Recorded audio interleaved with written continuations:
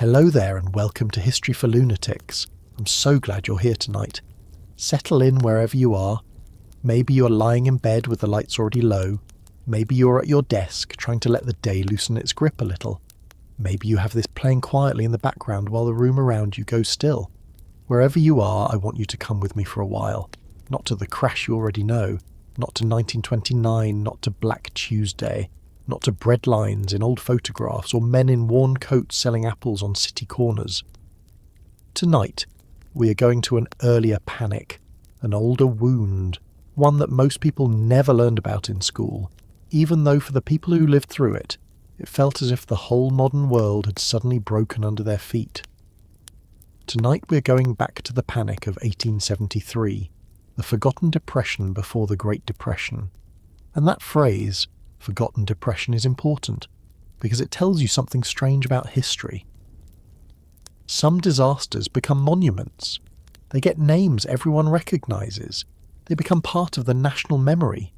Other disasters, even very large ones, even ones that close banks, shut factories, ruin farms, send men wandering from city to city looking for work, and change the politics of a country for decades, somehow slip behind the curtain. They are remembered by historians, by specialists, by people who go looking for them, but not by the culture as a whole.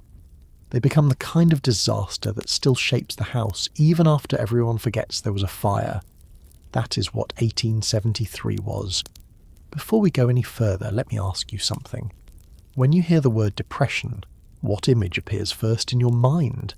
Is it 1930s America, a line outside a soup kitchen, a silent family sitting at a table with nothing much on it, a man looking for work and finding only another locked door? Most of us go there immediately, and for good reason. The Great Depression was enormous, brutal and unforgettable. But nearly 60 years before that, another generation of Americans watched banks fail, wages collapse, railroads stop building, factories go quiet, and families discover that progress, that big, bright word people trusted so deeply after the Civil War, could turn around and bite. If this kind of storytelling speaks to you, if you like history told slowly, with the human details left in, it would mean a great deal to me if you hit that subscribe button and give this video a like. You do not have to do it right now. Do it when the story catches you. Do it when a detail makes you pause and think, wait, how did I never hear about this before? And if you feel like sharing where you're listening from tonight, or what time it is where you are, leave it in the comments. I always like knowing where these little journeys into the past are landing. A bedroom in Ohio, a kitchen in Poland, a quiet train ride somewhere after midnight. History feels different when you remember it as being heard by real people in real rooms. Now let us go back to America in the early 1870s. The Civil War had ended less than a decade earlier. That is the first thing to keep in mind, because 1873 was not happening in some settled, comfortable country. America was still carrying fresh scars. There were men walking around with empty sleeves and missing legs. There were families still grieving sons who had not come home. There were towns in the South where the war had burned through everything and left behind ruin, debt, and bitterness. There were newly freed black Americans trying to build lives in a country that had ended slavery but had not yet decided whether it would truly protect freedom. And across the north and west there was something else growing fast, almost too fast to see clearly while it was happening. There was a hunger for expansion. The country had survived the war and now it wanted to move. It wanted iron rails across the plains, it wanted cities connected to markets, it wanted wheat from the Midwest flowing east, manufactured goods flowing west, cattle moving, coal moving, timber moving, people moving. The railroad was not just a business in the American imagination of the 1870s, it was a promise. It was the sound of the future arriving on steel wheels. It was the line that would tie together places that had once felt impossibly far apart. A town with a railroad could become a city. A farm near a rail line could reach distant buyers. Land that looked empty on a map could suddenly become valuable if the right track passed near it. And because of that, money poured into railroads in a way that feels familiar if you have ever watched people fall in love with a boom. investors did not only see tracks and locomotives, they saw destiny. They saw America getting richer by the mile. Banks sold bonds, financiers promised returns. Ordinary people with savings were told that railroad securities were solid, patriotic, modern, almost as safe as the future itself. In Philadelphia, New York, Boston, London, Berlin, and Vienna, money moved toward the American railroad dream. That is the thing about a bubble. It rarely feels foolish from the inside. From the inside, it feels obvious. Everyone is doing it. Everyone important believes in it. The newspapers talk about it. The bankers talk about it. The politicians encourage it. The maps look convincing. The numbers look large. And large numbers have a way of making people quiet. The railroad companies borrowed because they believed the land would grow in value. The banks lent because they believed the bonds would sell. The investors bought because they believed the banks knew what they were doing. And beneath all of that confidence was a dangerous assumption, one that appears again and again in financial history, almost like a bad habit humanity cannot stop repeating. The assumption was that growth would arrive in time to pay for the cost of growth. If you say that slowly, you can hear the problem inside it. By 1873, America had built mile after mile of railroad, including lines that stretched into places where there were not yet enough towns, farms, passengers, or freight to support them. Tracks had been laid across hope as much as across land. The Northern Pacific Railway became one of the great symbols of this ambition. It was supposed to reach from Lake Superior all the way to the Pacific Northwest, opening a vast northern route across the continent. The idea was enormous. The financing had to be enormous too. And at the centre of that financing stood a name that, at the time, carried real power. Jay Cooke. Today, most people have never heard of him. That alone tells you how much history can forget. But during the Civil War, Jay Cooke had been one of the most important financiers in the Union. He helped sell government bonds to ordinary Americans, raising money for the war effort and making himself famous in the process. He was not just a banker, he was a salesman of national confidence. He understood that finance was never only numbers, it was trust, it was language, it was the feeling a person had when they handed over savings and believed they had done something wise. After the war, Cooke turned that skill toward railroads, especially the Northern Pacific. He sold the dream hard. He had to. Railroads required more money than almost anything else in American life at the time. You needed land. You needed iron. You needed engines. You needed labor crews. You needed bridges, tunnels, depots, surveys, lawyers, political favors, and patience. But patience is often the first thing a boom destroys. Everyone wanted the profit before the line had proved it could earn one. And then came September 1873. Imagine New York City in that month. The air beginning to cool a little after summer. Streets full of carts, horses, shouting vendors, office clerks, messengers, bankers in dark coats, men carrying envelopes that mattered more than they looked. Wall Street did not yet have the electronic glow, the television screens, the scrolling numbers we associate with finance now.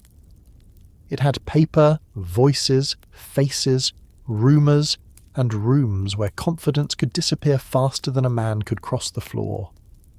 News travelled by telegraph, by newspaper, by messenger, by someone stepping into a room and saying the wrong sentence at the wrong time. On September 18th, 1873, Jay Cooke and Company failed. A banking house that had seemed solid, almost national in its importance, could not meet its obligations. It had tied itself too closely to the Northern Pacific. It had too much money locked into a railroad dream that could not be turned quickly into cash. The bonds were not selling fast enough, the debts could not wait. The great engine of confidence coughed, stalled, and then stopped in public. The news hit like a dropped lamp in a dry room. People understood immediately that this was not just one firm having trouble. Jay Cooke's failure meant that something much larger might be wrong. If a house like that could fall, what else was weak? Which bank was overextended? Which railroad bond was really worth what people said it was worth? Which investor had been using borrowed money? Which company had counted on tomorrow's sale to cover yesterday's promise? Panic begins when questions multiply faster than answers. That is what happened. Men rushed to banks, credit tightened, securities were dumped, railroad shares fell. Brokers who had sounded confident in the morning looked pale by afternoon. The New York Stock Exchange, overwhelmed by the chaos, did something almost unthinkable. It closed.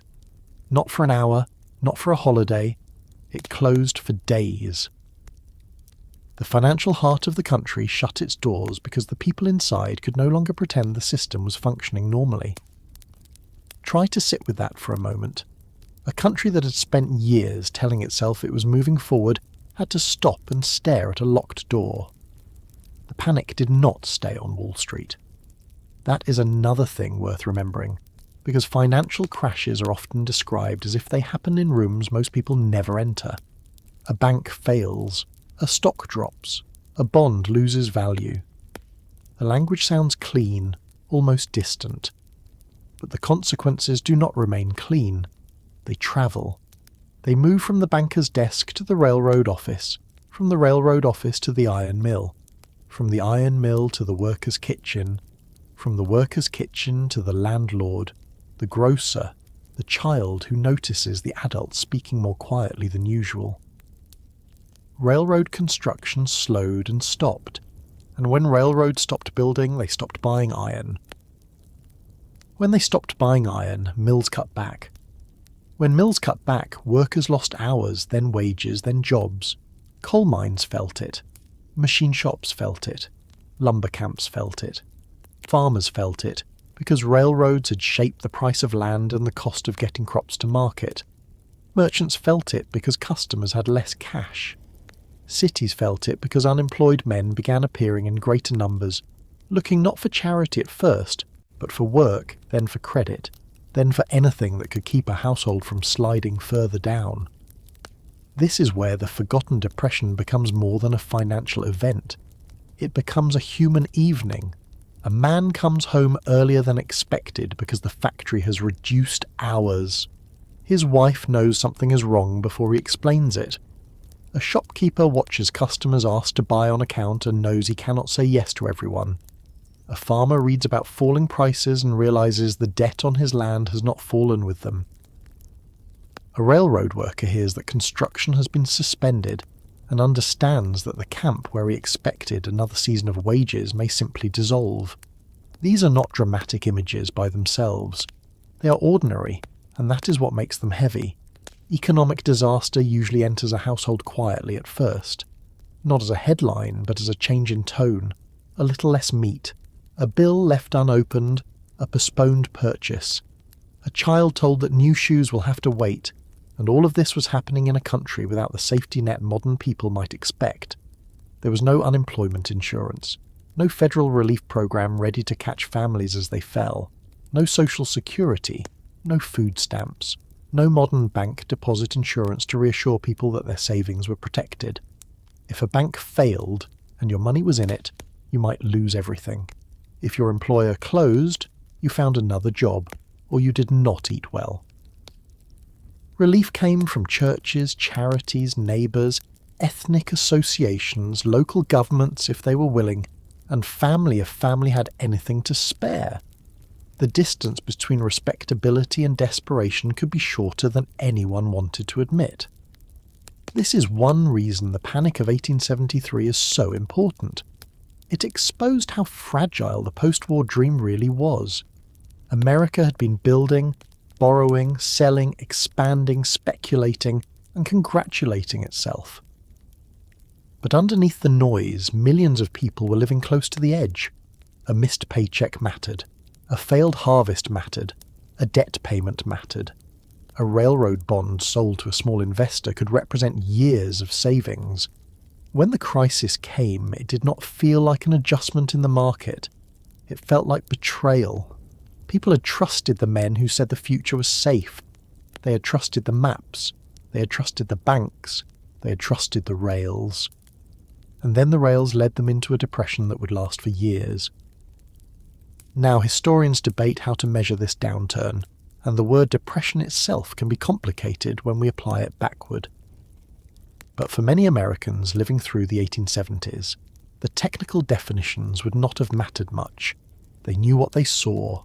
Businesses failed, wages fell, work became harder to find, strikes increased, anger grew. Farmers became more suspicious of banks and railroads. Workers became more willing to organise, protest and confront employers. The crisis helped feed political movements, labour unrest, and a deep argument over money itself, over gold, silver, paper currency, debt, and who the economy was really built to serve. Because money in the 1870s was not only money, it was politics you could hold in your hand. After the Civil War, the United States was still fighting over the meaning of greenbacks, gold payments, inflation, debtors, creditors, and whether the government should make money easier or tighter. To a banker, sound money meant stability, discipline, repayment in reliable value. To a farmer drowning in debt, sound money could sound like a sentence. If prices fell and debt stayed fixed, every dollar owed became harder to earn. The Panic of 1873 did not create all of these arguments, but it made them sharper. It turned economic theory into kitchen table fear. And that is where I want to keep us tonight. Not only in the banks, though we will go there. Not only in the railroad offices, though we need to understand them. Not only in Congress, where men argued about currency and responsibility, while ordinary families waited for conditions to improve. I want us to stay close to the people who felt the panic not as a concept, but as a change in daily life. The clerk who lost his position and still put on his good coat each morning because he could not bear to look unemployed. The immigrant labourer who had believed America would at least offer work if nothing else. The farmer who had borrowed against tomorrow's harvest and discovered tomorrow's price was lower than yesterday's promise. The wife who stretched flour and beans and silence because panic inside a household often became her job to manage. The child who did not know what a financial panic was, only that the room felt different when adults thought he was not listening. There is a reason this story should be told slowly. A panic happens fast, but a depression is lived slowly. The crash is the loud part. The years after are quieter and often worse. The moment J. Cook and Company failed can be marked on a calendar. The moment a family realised it would not recover so easily cannot. That realisation came in stages. First confidence, then concern, then thrift, then sacrifice, then anger, then the strange, dull exhaustion of waiting for a country to become prosperous again, while the people at the bottom are told to be patient. What makes 1873 especially haunting is that it arrived during an age that loved the language of progress. This was the era of big machines, steel rails, telegraph wires, factories, expanding cities, national markets, and men who believed that growth itself could solve almost anything. The country had defeated disunion, abolished slavery, spanned the continent by rail, and imagined itself entering a new industrial future. But progress had a cost, and in 1873 the bill came due all at once. Not everyone paid equally, of course. That is one of the oldest truths in economic history. The wealthy could be damaged and still remain wealthy. The connected could survive losses that destroyed smaller men. Some financiers would even find opportunity in the wreckage. But the worker paid in hunger. The small investor paid in vanished savings. The farmer paid in foreclosure and falling prices. The unemployed paid in pride, in cold rooms, in miles walked, in the humiliation of asking. When the economy breaks, it does not break evenly. It breaks hardest where people have the least room to bend. So tonight, as we begin, do not picture the panic of 1873 as a dusty paragraph in a textbook.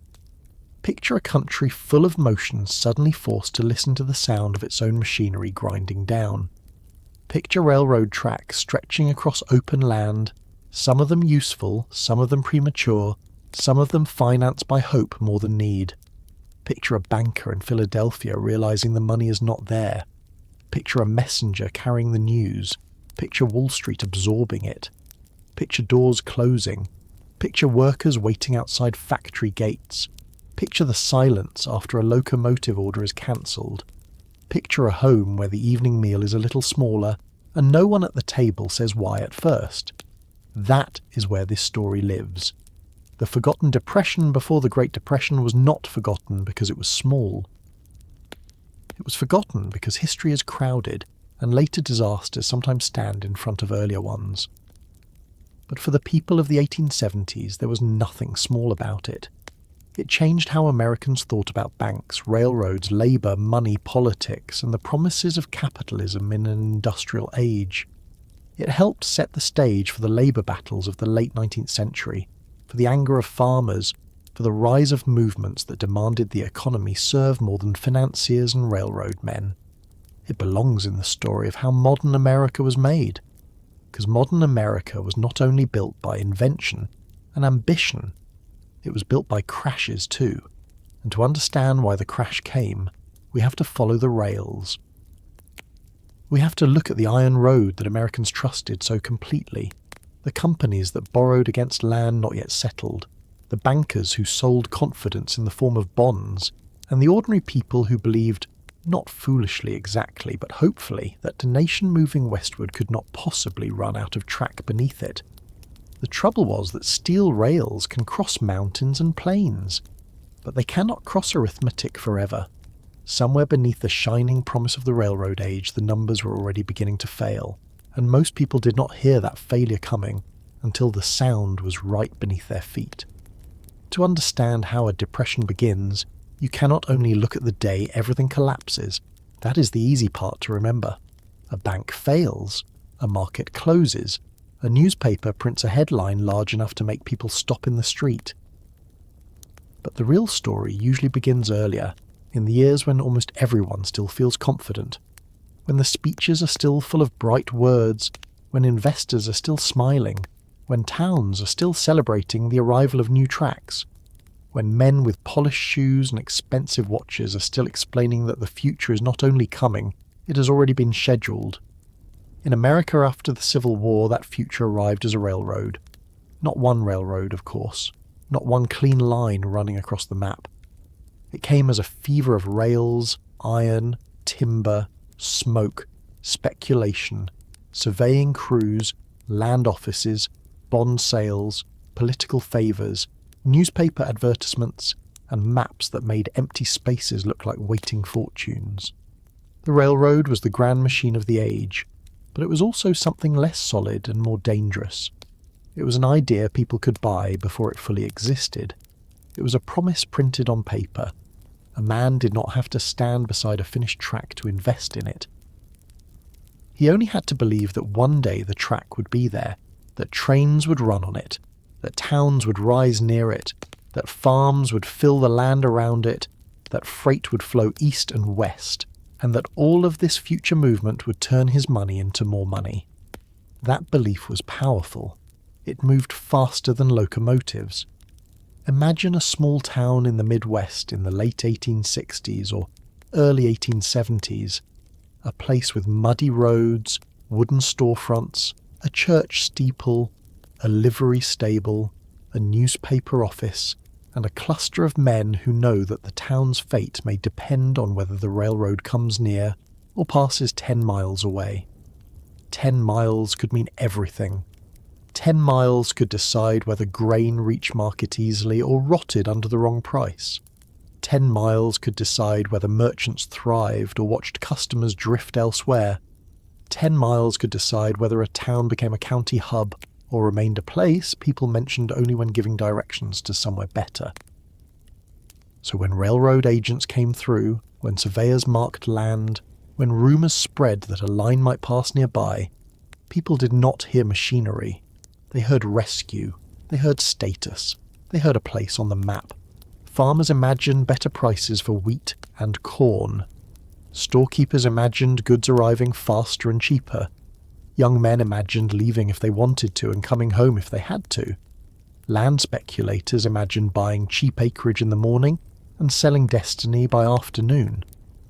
It is easy now, sitting safely on the other side of the wreckage, to call all of this excessive, and some of it was. But it was not foolish in the simple way we sometimes like to imagine past people being foolish. Railroads really did transform places. A rail connection really could lift a town into prosperity.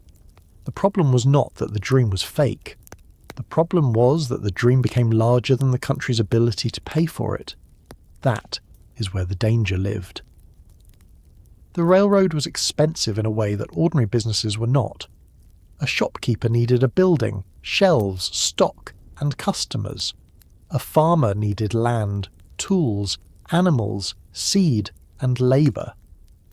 But a railroad needed miles and miles of prepared roadbed, iron rails, wooden ties, bridges, depots, engines, freight cars, passenger cars, telegraph lines, engineers, conductors, brakemen, mechanics, lawyers, surveyors, lobbyists, and crews willing to do brutal work in heat, cold, rain, mud, prairie grass, mountain rock, and mosquito-thick river bottoms. Before the railroad could earn anything, it had to spend enormously. Before a train could carry a single paying passenger, men had to cut, grade, blast, hammer, haul, and borrow. And borrow they did. This was the age when American finance learned to stretch itself across the continent. Railroad companies issued bonds, which were essentially promises to repay with interest. Banks and investment houses sold those bonds to buyers at home and abroad. A person might buy a railroad bond because it sounded safe, because a banker recommended it, because the prospectus was persuasive, because the government had granted land, because the company had famous men on its board, or because everyone around him seemed to believe that railroads were the surest path into the future. European investors bought them too. Money from London, Amsterdam, Frankfurt and Berlin found its way into American rails. In a strange way, a farmer in Minnesota, a banker in Philadelphia, a widow in Boston, and an investor in Germany could all become tied to the same unfinished stretch of track through country many of them would never see. There is something almost modern in that. People separated by oceans and languages, connected by debt, confidence and paper promises. A railroad bond made a distant landscape feel financially intimate. A line across Dakota Territory could matter to a household in Pennsylvania, because someone in that household had bought the paper that said the line would someday pay. The map became personal. The future became something a person could hold in a desk drawer. But a bond is only as strong as the income behind it, and for many of these railroads the income was still imaginary. The United States government had encouraged expansion with massive land grants. The idea was simple enough. Give railroad companies land along the routes they promised to build. The railroads could then sell portions of that land to settlers, use the money to finance construction, and create communities that would later become customers. On paper, it had a neat circular logic.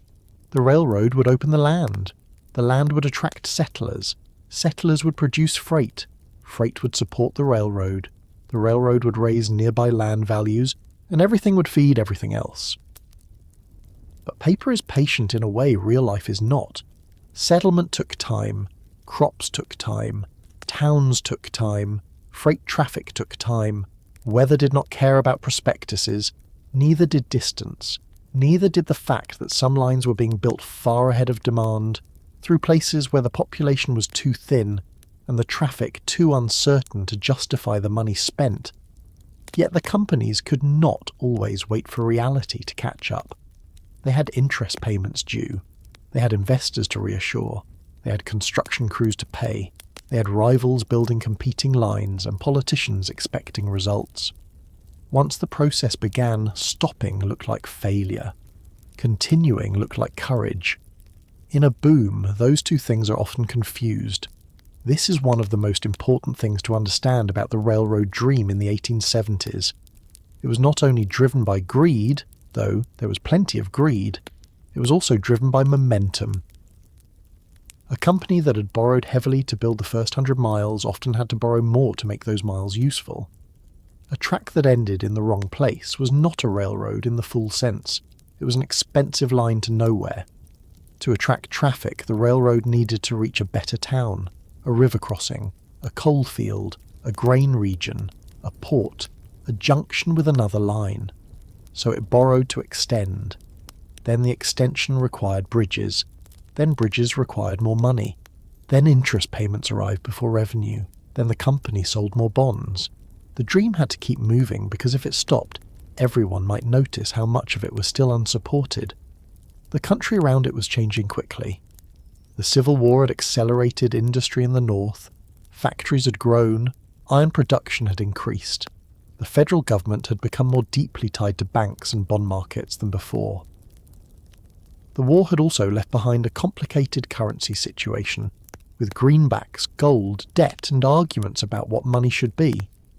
America was trying to return to peacetime while also rushing into industrial capitalism.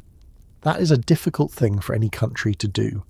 It is harder when the country is still politically divided, still reconstructing the South, still expanding westward, still absorbing immigrants, still trying to define what freedom meant after slavery, and still treating land as if it were an endless account that could always be drawn from. The railroad sat at the centre of all of this. It carried wheat and coal, yes, but it also carried ideology. It carried the belief that movement meant progress, and progress meant moral proof. A railroad was not just a business venture. It was a sign that America was becoming what it claimed to be. Newspapers described new lines with excitement. Politicians praised internal improvements. Town boosters wrote pamphlets describing their communities as the next great commercial centre. Real estate men produced maps that made proposed routes look as inevitable as rivers. If you lived inside that moment, the future did not feel uncertain. It felt noisy, smoky, and already under construction. Now, let us get close to the work itself, because the railroad dream can become too abstract if we leave it in banks and boardrooms. A rail line was built by bodies. Men swung picks. Men carried ties. Men shoveled earth. Men drove spikes.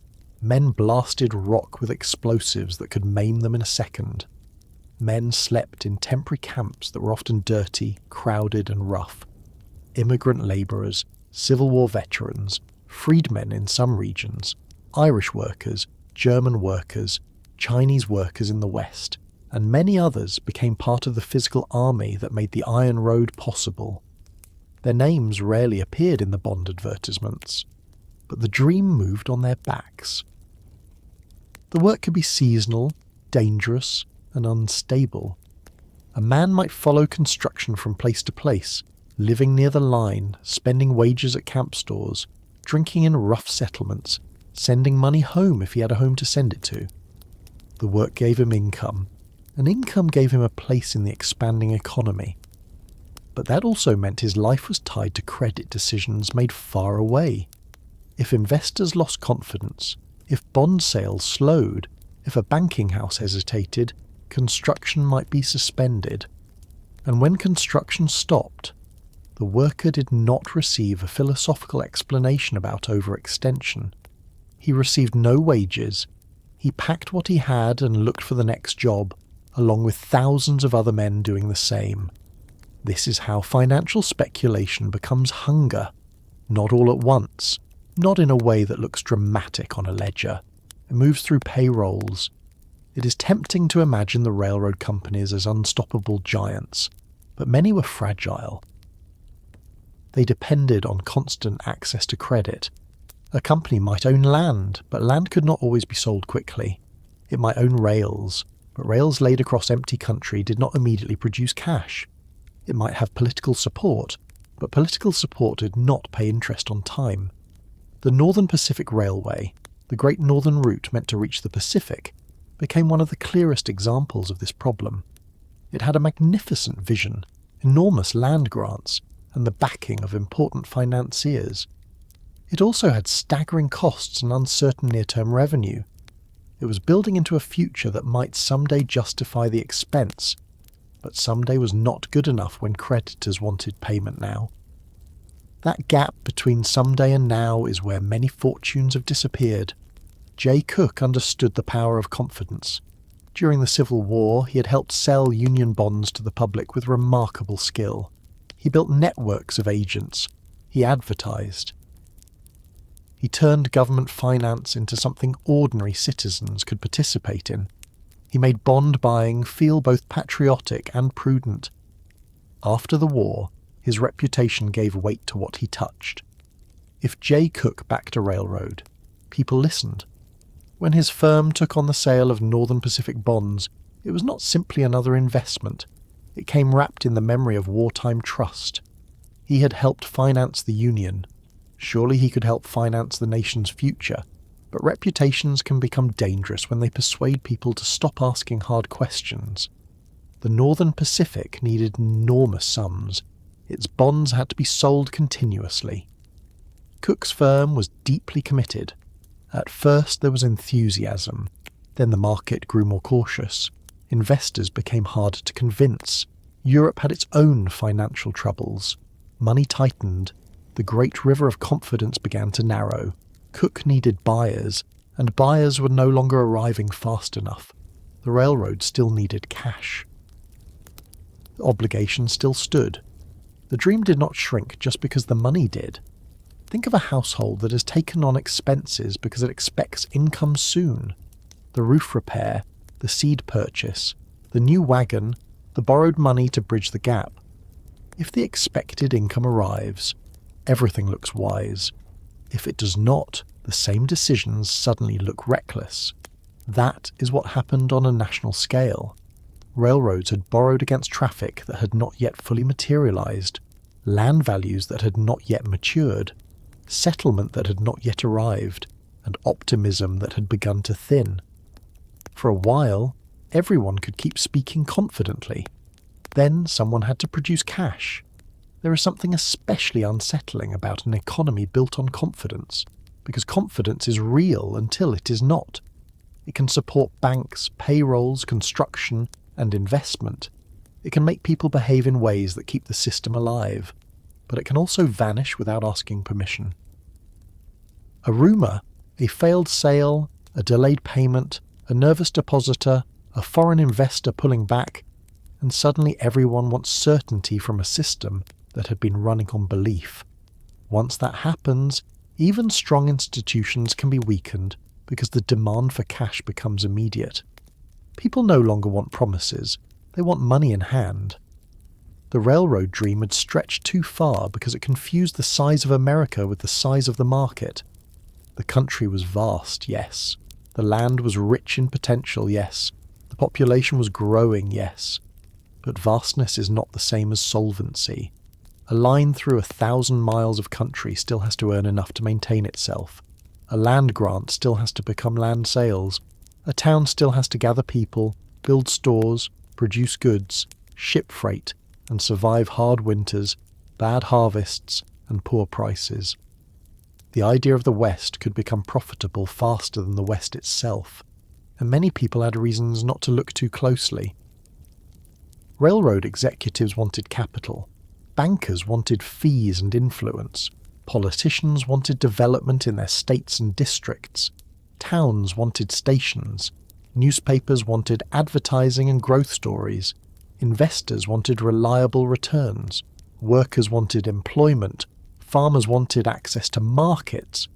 Almost everyone had something to gain from believing, and that made disbelief feel almost impolite.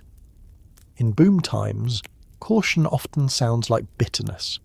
The person who says slow down is treated as if he simply does not understand the age he's living in. But arithmetic does not care whether you are modern. By the early 1870s, signs of strain were appearing. Some railroad securities were harder to sell. Some companies were carrying heavy debt. There had already been financial instability in Europe, including a major crash in Vienna in 1873 that shook confidence abroad. American markets were not sealed off from the world. Capital moved across borders, and fear could travel by telegraph and steamship almost as surely as money could. The more dependent American railroads became on broad investor confidence, the more vulnerable they were when that confidence tightened. Still, daily life continued. That is one of the eerie things about the months before a crash. People do not wake up inside history knowing the date that will later matter. They wake up with errands. They write letters. They read advertisements. They make plans. A merchant extends credit. A worker signs on with a crew. A farmer buys equipment. A small investor decides to purchase a bond after hearing it described as secure. A town holds a meeting about attracting a rail connection. The future still seems negotiable. People are not careless exactly. They are living in the assumptions available to them. And the assumptions of the railroad age were large. The railroad promised to conquer distance. And distance had always been one of the great facts of American life. Before railroads, moving goods over land was slow and expensive. Roads could be terrible. Rivers helped only if they ran where you needed them. Canals had transformed some regions, but railroads seemed freer, more flexible, more powerful. They could cross places water did not. They could run in winter when canals froze. They could link farm to city, mine to mill, forest to market. It is difficult to overstate what that meant to people. The railroad made the country feel smaller, and opportunity feel closer. No wonder so many trusted it. But trust can become a kind of blindness when it is shared widely enough. Let me bring this down to one ordinary investor because the scale can become too large otherwise. Imagine a man in a respectable town, perhaps a shopkeeper, perhaps a retired clerk, perhaps someone who has saved carefully. He is not rich in the grand sense, but he has accumulated a little capital. A banker or agent tells him about railroad bonds. The nation is growing. The line has land backing it. The interest is attractive. Important men are involved. The newspapers speak well of it. He wants his savings to work. He wants to be prudent, not reckless. So he buys. That purchase may feel nothing like gambling to him. It may feel like participation in progress. He is not betting at a gaming table. He's helping build the country. And if the bond pays, he will have income with dignity. Perhaps he imagines his children benefiting. Perhaps he imagines being less dependent in old age.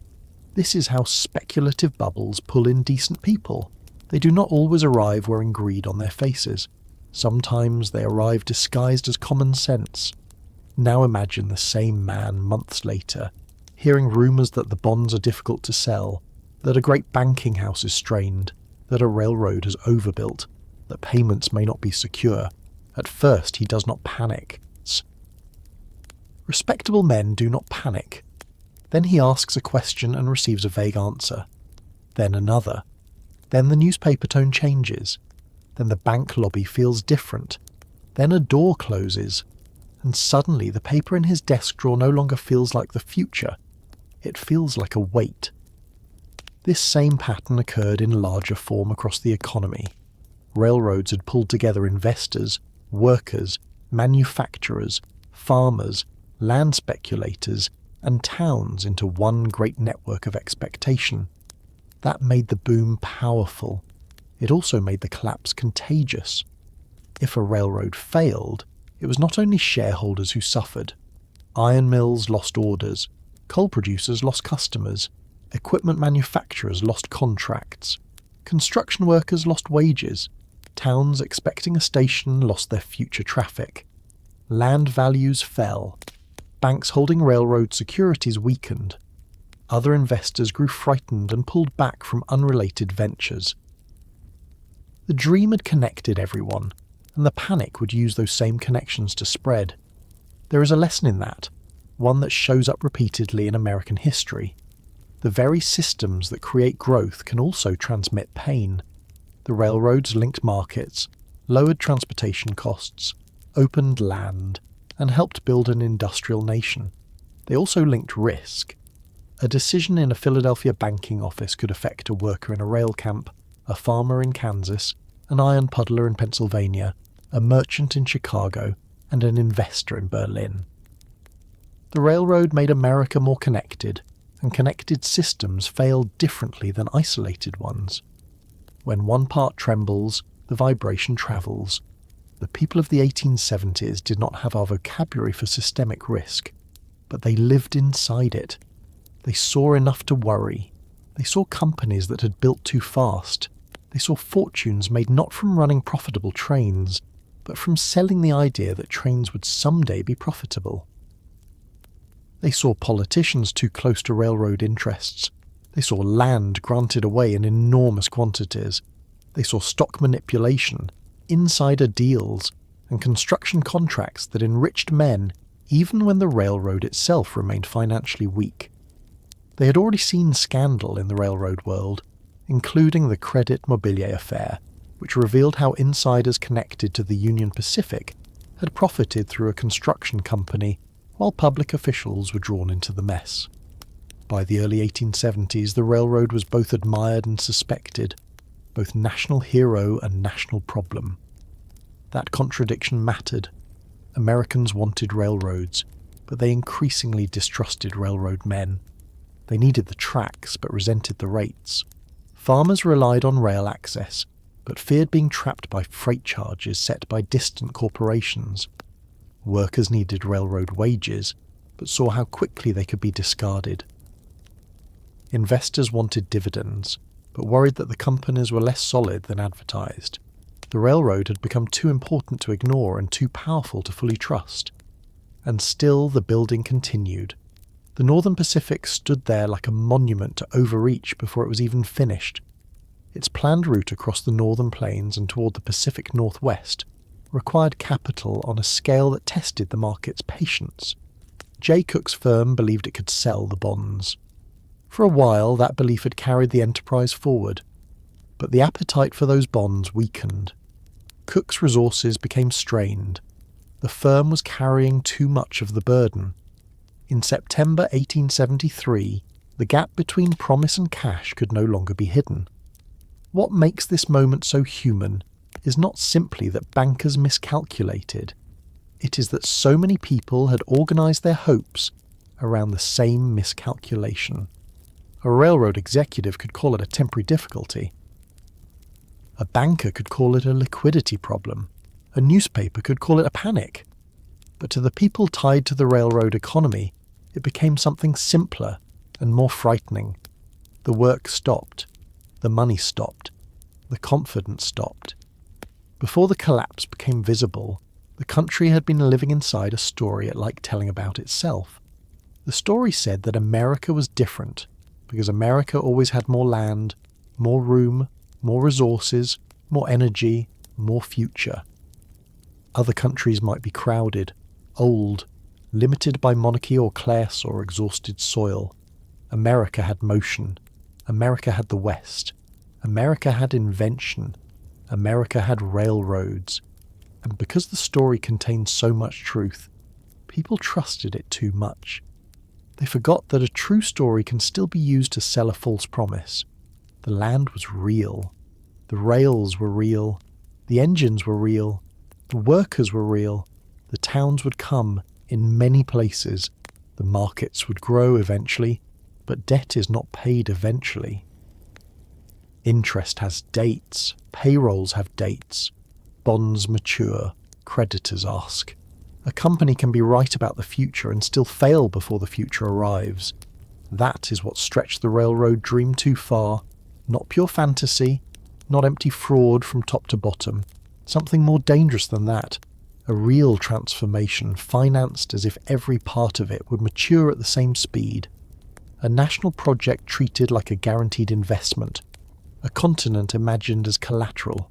A generation that confused expansion with safety, because for so long expansion had seemed to answer every question. Now the questions were changing. What happens when the railroad does not pay? What happens when the bonds do not sell? What happens when a great banking house has tied itself to a dream too large to carry? What happens when the people who promised that the future was secure suddenly cannot meet the demands of the present? In the offices of J. Cook and Company, those questions were no longer theoretical. They were walking through the door in the form of obligations, telegrams, anxious partners, nervous clients, and numbers that would not arrange themselves into comfort. Outside, the country still moved through its ordinary September days. Horses in the streets, smoke from chimneys, trains still running on finished lines, men still opening shops in the morning, families still sitting down to supper. But beneath that ordinary surface, the strain had reached the point where one more failure of confidence could turn a railroad problem into a national crisis, and very soon it would. There are certain names that almost vanish from common memory, not because they were unimportant, but because the disasters attached to them were later swallowed by larger disasters, louder ones, the kind that left photographs and songs and family stories that survived into modern life. Jay Cook is one of those names. In his own time, people knew him. They trusted him. They spoke of him not as some shadowy gambler hiding in the back of a counting room, but as one of the men who had helped the Union survive the Civil War. That matters, because when we talk about the Panic of 1873, it is very easy to imagine him as just another reckless financier who sold too many bonds, borrowed too much money and helped drag the country into misery. There is truth in that, but it is not the whole truth, and the whole truth is more useful. Jay Cook was dangerous precisely because he had once been so useful. He had helped teach Americans to trust paper promises. He had shown that a government bond, something abstract and distant, could be sold to ordinary people as a patriotic act, a moral investment, almost a personal duty. During the Civil War, when the Union needed unimaginable amounts of money to pay soldiers, buy supplies, build ships, feed armies, and keep the machinery of war moving, Cook became the great salesman of federal debt. He built an army of bond agents. He advertised aggressively. He used newspapers, pamphlets, patriotic language, and local networks to persuade people that buying Union bonds was not only safe, but noble. A farmer, a shopkeeper, a widow, a clerk, a minister, a school teacher, anyone with some savings could feel that he or she was helping to save the Republic. That was Cook's genius. He understood that money moves most easily when it has a story attached to it. Think about that for a moment. A man sitting in Philadelphia selling paper to people across the North and making them feel as if that paper connected them directly to the battlefield, to the survival of the country, to the meaning of the war itself. That is not a small skill. It required confidence, organisation, timing, and an instinct for the emotional life of finance. Cook knew that investors were not machines. They were people who wanted reassurance. They wanted to believe they were prudent. They wanted to believe respectable men had already examined the risks. They wanted to believe their money was part of something larger than greed. During the war, that larger thing was Union victory. After the war, it became national expansion. The same method that had sold the struggle to preserve the nation would now be used to sell the railroads that promised to complete it. And that is where the trouble begins to take shape. After the Civil War, Cook did not lose his appetite for big national projects. If anything, the war had taught him that Americans could be persuaded to finance enormous things if those things were wrapped in the right language. The railroad, especially the Northern Pacific, gave him the perfect story. Here was a line that would cross the northern plains, reach toward the Pacific Northwest, open new land, bind distant regions together, and place another iron thread across the continent. It sounded like the next logical act in the American drama. First preserve the Union, then stretch it. First win the war, then build the future. The Northern Pacific was not just a railroad in the advertisements. It was civilization moving west with a timetable. It was farms, towns, markets, mills, churches, schools, and profits, all implied by a line drawn across a map. But a map does not pay interest. That is the simple sentence that sat beneath everything and waited. Every bond Cook sold for the Northern Pacific was a promise that money placed today would be rewarded later. The company had land grants, yes. It had ambition, yes. It had powerful backing, yes. But it also had enormous construction costs and a route that crossed regions not yet fully settled or productive enough to generate quick revenue. This meant the whole enterprise required patience from investors and constant access to new money. As long as bonds kept selling, the machine could continue, crews could be paid, Rails could be purchased. Public confidence could be maintained. Cook's banking house could keep turning future value into present cash. But if bond sales slowed, the entire arrangement became fragile very quickly. Now let us talk about easy money, because that phrase can be misleading.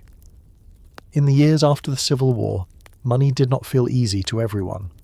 To a farmer in debt, money could feel painfully scarce. To a labourer paid irregularly, it could feel like something that passed through the hand and vanished. To a freed family trying to acquire land in the South, money could feel almost impossible to gather. But in the world of railroad finance, credit had expanded with a kind of dangerous optimism. Investors were willing to buy. Banks were willing to lend. Companies were willing to borrow. The assumption was that America's growth would be fast enough to justify it all. That is what easy money often means in practice. Not that life becomes easy, but that borrowing becomes easier than doubt. Money begins moving toward plans before those plans have proved they can stand. There was also the complicated legacy of Civil War finance. The war had expanded federal debt and normalized large-scale bond selling. It had introduced greenbacks, paper money not immediately redeemable in gold, into daily economic life. It had tied ordinary citizens more directly to national finance. People had grown accustomed to financial instruments that earlier generations might have regarded with more suspicion. This did not make them foolish. It made them modern. They were living through the birth of a more connected financial world, and connected financial worlds always carry a peculiar danger. They allow hope to travel farther, but they also allow panic to travel faster. Cook's firm stood at the centre of that world with a reputation built during the war. J. Cook and Company was not some obscure shop on a side street. It had branches, influence, important clients, and the memory of wartime success behind it. The Philadelphia office carried an aura of respectability. The New York branch connected it to the country's financial nerve center. When Cook endorsed the Northern Pacific, many people heard more than a business recommendation. They heard the voice of a man who had been right before, or at least had seemed right when the stakes were national survival. That is how reputation becomes capital. It can be spent. It can be borrowed against. It can carry a weak project further than numbers alone would allow. I want you to picture the atmosphere inside a banking house like Cook's in the early 1870s. Not the silent digital world we associate with finance today, but rooms full of desks, ink, ledgers, letters, telegrams, clerks, partners, messengers, visitors, and the constant scratch of calculation. Men wrote by hand. They waited for wires. They read the faces of other men for signs of confidence or alarm. A delay mattered. A rumour mattered. The tone of a letter from London mattered. The phrasing of a newspaper article mattered. Financial life had a human temperature. You could feel a room cool when bad news entered it. For a time, Cook's people kept selling. The Northern Pacific bonds went out into the world with promise attached. The land grant was presented as security. The country's future growth was treated as almost inevitable. Advertisements and circulars emphasized opportunity, stability, and national development. But the market began to resist. There were only so many investors willing to absorb more railroad debt. Europe, which had supplied some of the appetite for American securities, became less eager after its own financial troubles. In May 1873, Vienna experienced a major crash that shook European confidence. Money abroad became more cautious. When foreign investors pulled back, American railroads felt it. The Northern Pacific needed a steady stream, and the stream was no longer steady. This is the part of the story where the language of finance can become dry if we are not careful. So let us translate it into daily terms. Imagine a family that is committed to building a large house. They have paid workers. They have ordered timber. They have borrowed money because everyone agreed that once the house was finished, it would be worth more than the cost. But the house is only half built. The roof is not on. The lender now wants payment. The The family expected to sell some land to cover the next instalment, but buyers are hesitating. The workers still need wages. Rain is coming. Stopping construction would damage everything already built, but continuing requires money they do not have. That, in rough form, was the Northern Pacific problem. The line had to keep being built to become valuable, but building it required the very confidence that the unfinished line was beginning to lose. By 1873, Cook's firm was carrying too much of that burden. It had advanced money. It had tied its reputation and resources to bonds that were not moving quickly enough. The partners understood the strain before the public did. This is often the case. Disasters become public suddenly, but inside the institution they arrive by increments. A letter that disappoints, a sale that fails, a creditor who asks more sharply than before, a partner who stays late, a clerk who notices the mood has changed, a meeting that ends without resolution. The building still opens in the morning. The clerks still sit at their desks. The firm still presents itself as solid, because presenting solidity is part of how a financial house survives. But underneath, the arithmetic is becoming harder to disguise. There is a particular kind of fear that belongs to bankers, and it is different from the fear of losing money in an ordinary business. A merchant may fear slow sales. A farmer may fear drought. A manufacturer may fear cancelled orders. A banker fears a loss of belief. Because a bank, even a strong one, depends on the fact that not everyone will demand everything at once. Its life is built around timing. Money comes in, money goes out. Obligations are matched against expected payments. Assets may exist, but they are not always liquid. That word, liquid, matters here. It means something can be turned into cash quickly. Land is not liquid if no one is buying. Railroad bonds are not liquid if the market no longer trusts them. A future profit is not liquid. A promise is not liquid. And in a panic, liquidity becomes the difference between survival and ruin. Cook had assets. Cook had reputation. Cook had a great project attached to his name. What he did not have at the moment that mattered was enough cash. When confidence weakens, people begin asking for what they had once been willing to leave alone. Depositors want withdrawals. Creditors want payment. Investors want explanations. Other banks become cautious. No one wants to be the last trusting man in a room where trust is already draining away. This is how a bank breaks the room. It does not simply fail by itself. It changes the air around everyone else. If J. Cook and Company can fall, then what else is rotten? If Northern Pacific bonds cannot be sold, then what about other railroad securities? If one respected house has advanced too much against paper that cannot move, how many others have done the same? A single failure becomes a question mark placed over the whole system. September 18th, 1873, was the day the question mark became visible. The firm suspended payment. Those words sound formal, almost polite, but they were devastating.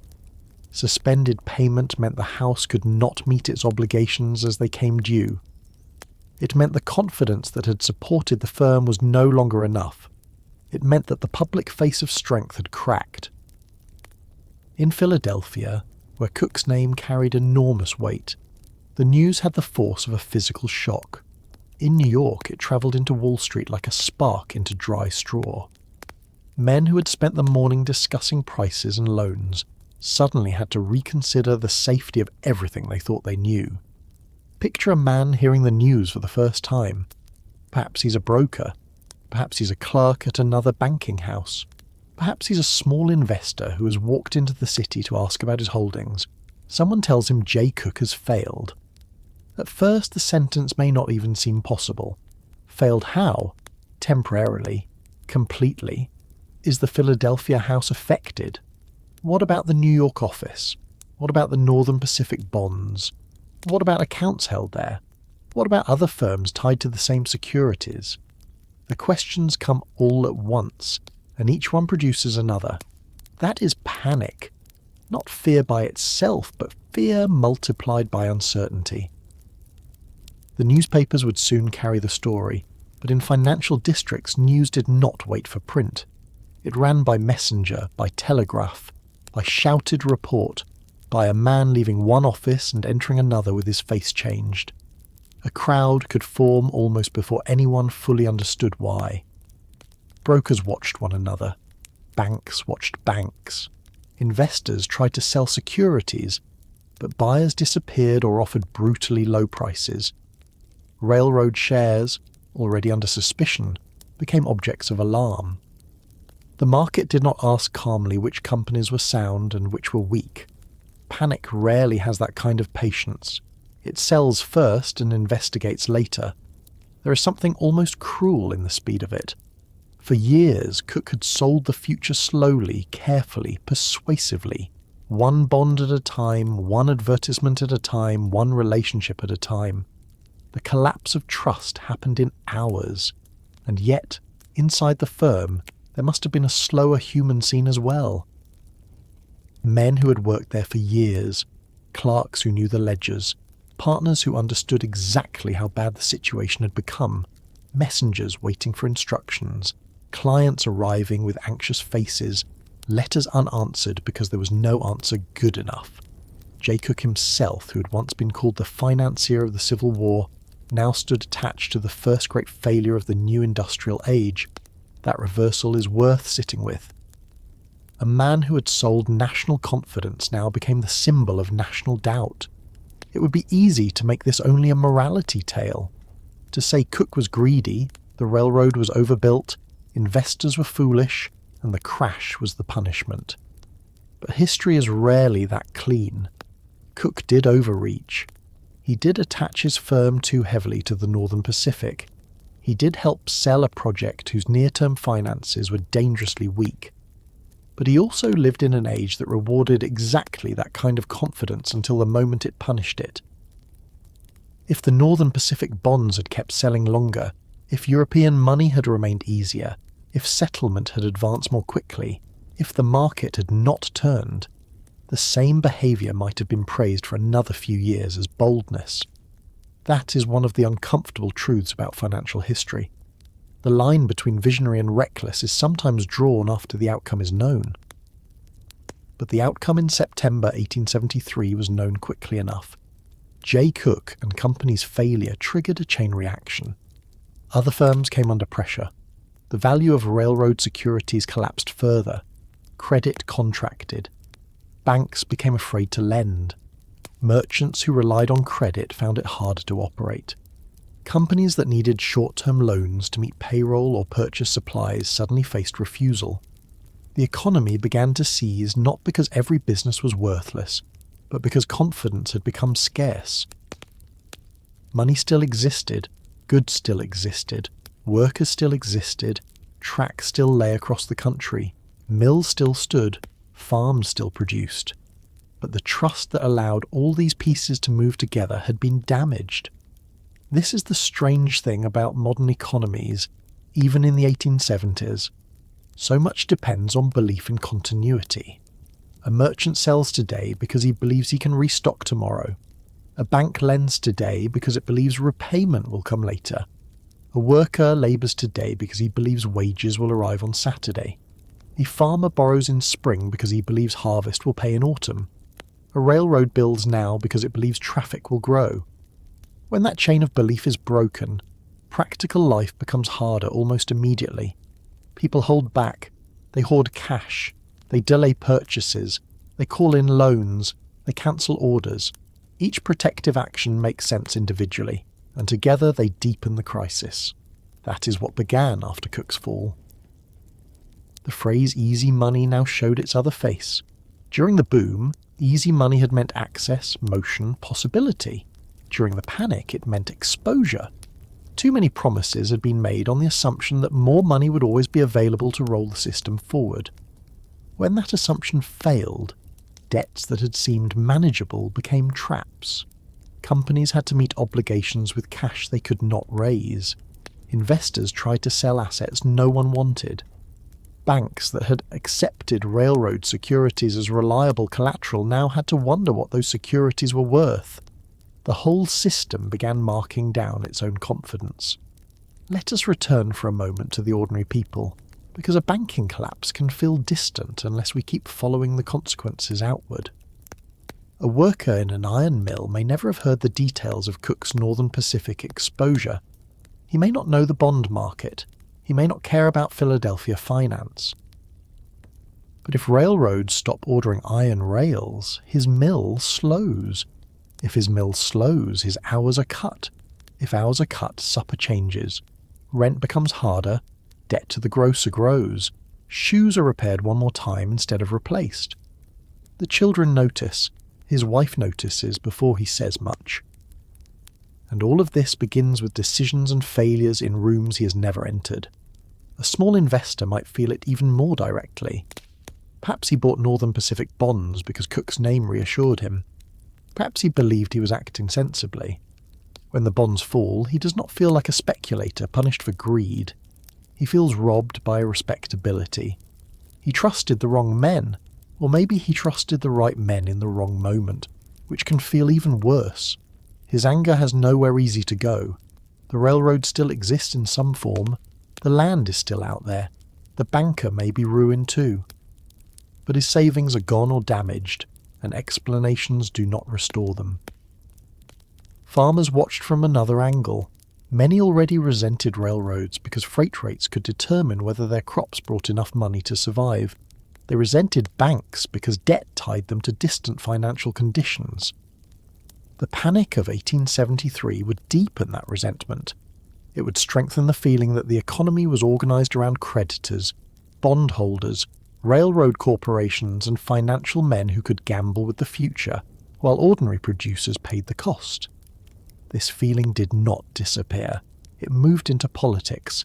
It helped feed later demands for regulation, currency expansion, and relief for debtors. The anger of the 1870s would echo through the Granger movement, the Greenback movement, labour organising, and eventually the populist revolt. But on that first day, the political meaning had not yet fully formed. There was mostly shock. One detail that matters is how quickly the failure of a single famous firm could become a judgment on the entire railroad economy. That tells us the suspicion was already there. If people had believed all railroad securities were fundamentally sound, Cook's collapse might have been contained more easily. But many already knew, or at least sensed, that too much had been built on optimism. The failure gave that suspicion permission to become public. It was as if a room full of people had been politely ignoring the smell of smoke until one wall suddenly showed flame, and once the flame appeared, everyone turned toward the exits. Wall Street in September 1873 was not only a place of business, it was a theatre of emotion. Men gathered outside offices waiting for news. Prices fell with such speed that the numbers themselves became a kind of language of panic. The stock exchange, normally the place where buying and selling created order from competing interests, became overwhelmed by disorder. The very institution designed to process market activity could not easily process this. The crowd, the rumours, the collapsing securities, the fear that more firms would fail all pressed together. And beneath it was one terrible thought. If the market opened normally, would it destroy more than it saved? That question would soon lead to an extraordinary decision. The New York Stock Exchange would close its doors, not as a holiday, not for ceremony, but because the machinery of confidence had broken too badly to keep running in public. Before we step into that moment, it is worth holding on to the image of J. Cook's failure as the breaking point between dream and reckoning. The railroad dream had stretched across maps, through bond offices, into small savings accounts, across the Atlantic, over plains and rivers and unfinished grades. It had promised that America's future was large enough to cover every debt. On September 18th, the future did not arrive in time. The present asked for cash, and the great banking house that had sold confidence could not produce enough of it. The room broke because everyone heard it at once. Not literally at once, of course. A farmer in Iowa would hear later. A worker in Pennsylvania might feel it before he understood it. A family in a small town might read it in the newspaper after the first wave had already passed through the banks. But in the financial heart of the country, the sound was immediate. Jay Cooke had failed. The Northern Pacific dream was wounded. Railroad securities were suspect. Credit was tightening. Men who had been rich on paper in the morning were calculating losses by evening. And somewhere in the middle of that spreading alarm, Wall Street prepared to do something that told the entire country this was no ordinary disturbance. It prepared to shut the door. There are moments in financial history when a door becomes more than a door. Most of the time it is just wood, glass, hinges, a handle polished by the hands of men going in and out with business on their minds. But on Saturday, September the 20th, 1873, when the New York Stock Exchange shut its doors, that simple physical act became a national confession. It told the country that the men who traded railroad shares, bank stocks, bonds and promises had reached the edge of what they could pretend to manage. It told people that the panic was no longer a rumour moving through offices. It had become strong enough to stop the machinery in the open. And for a nation that had spent years telling itself it was building a future too large to fail, a locked door in Wall Street was a very hard thing to explain. To feel what that day meant, we have to slow down and walk into Lower Manhattan as it was then. Wall Street was not the canyon of glass towers that people picture now. It was crowded, loud, narrow, and intensely human. Horses pulled wagons through streets already thick with traffic. Messengers moved quickly between offices with envelopes and telegrams. Clerks stepped over mud, manure, and discarded paper.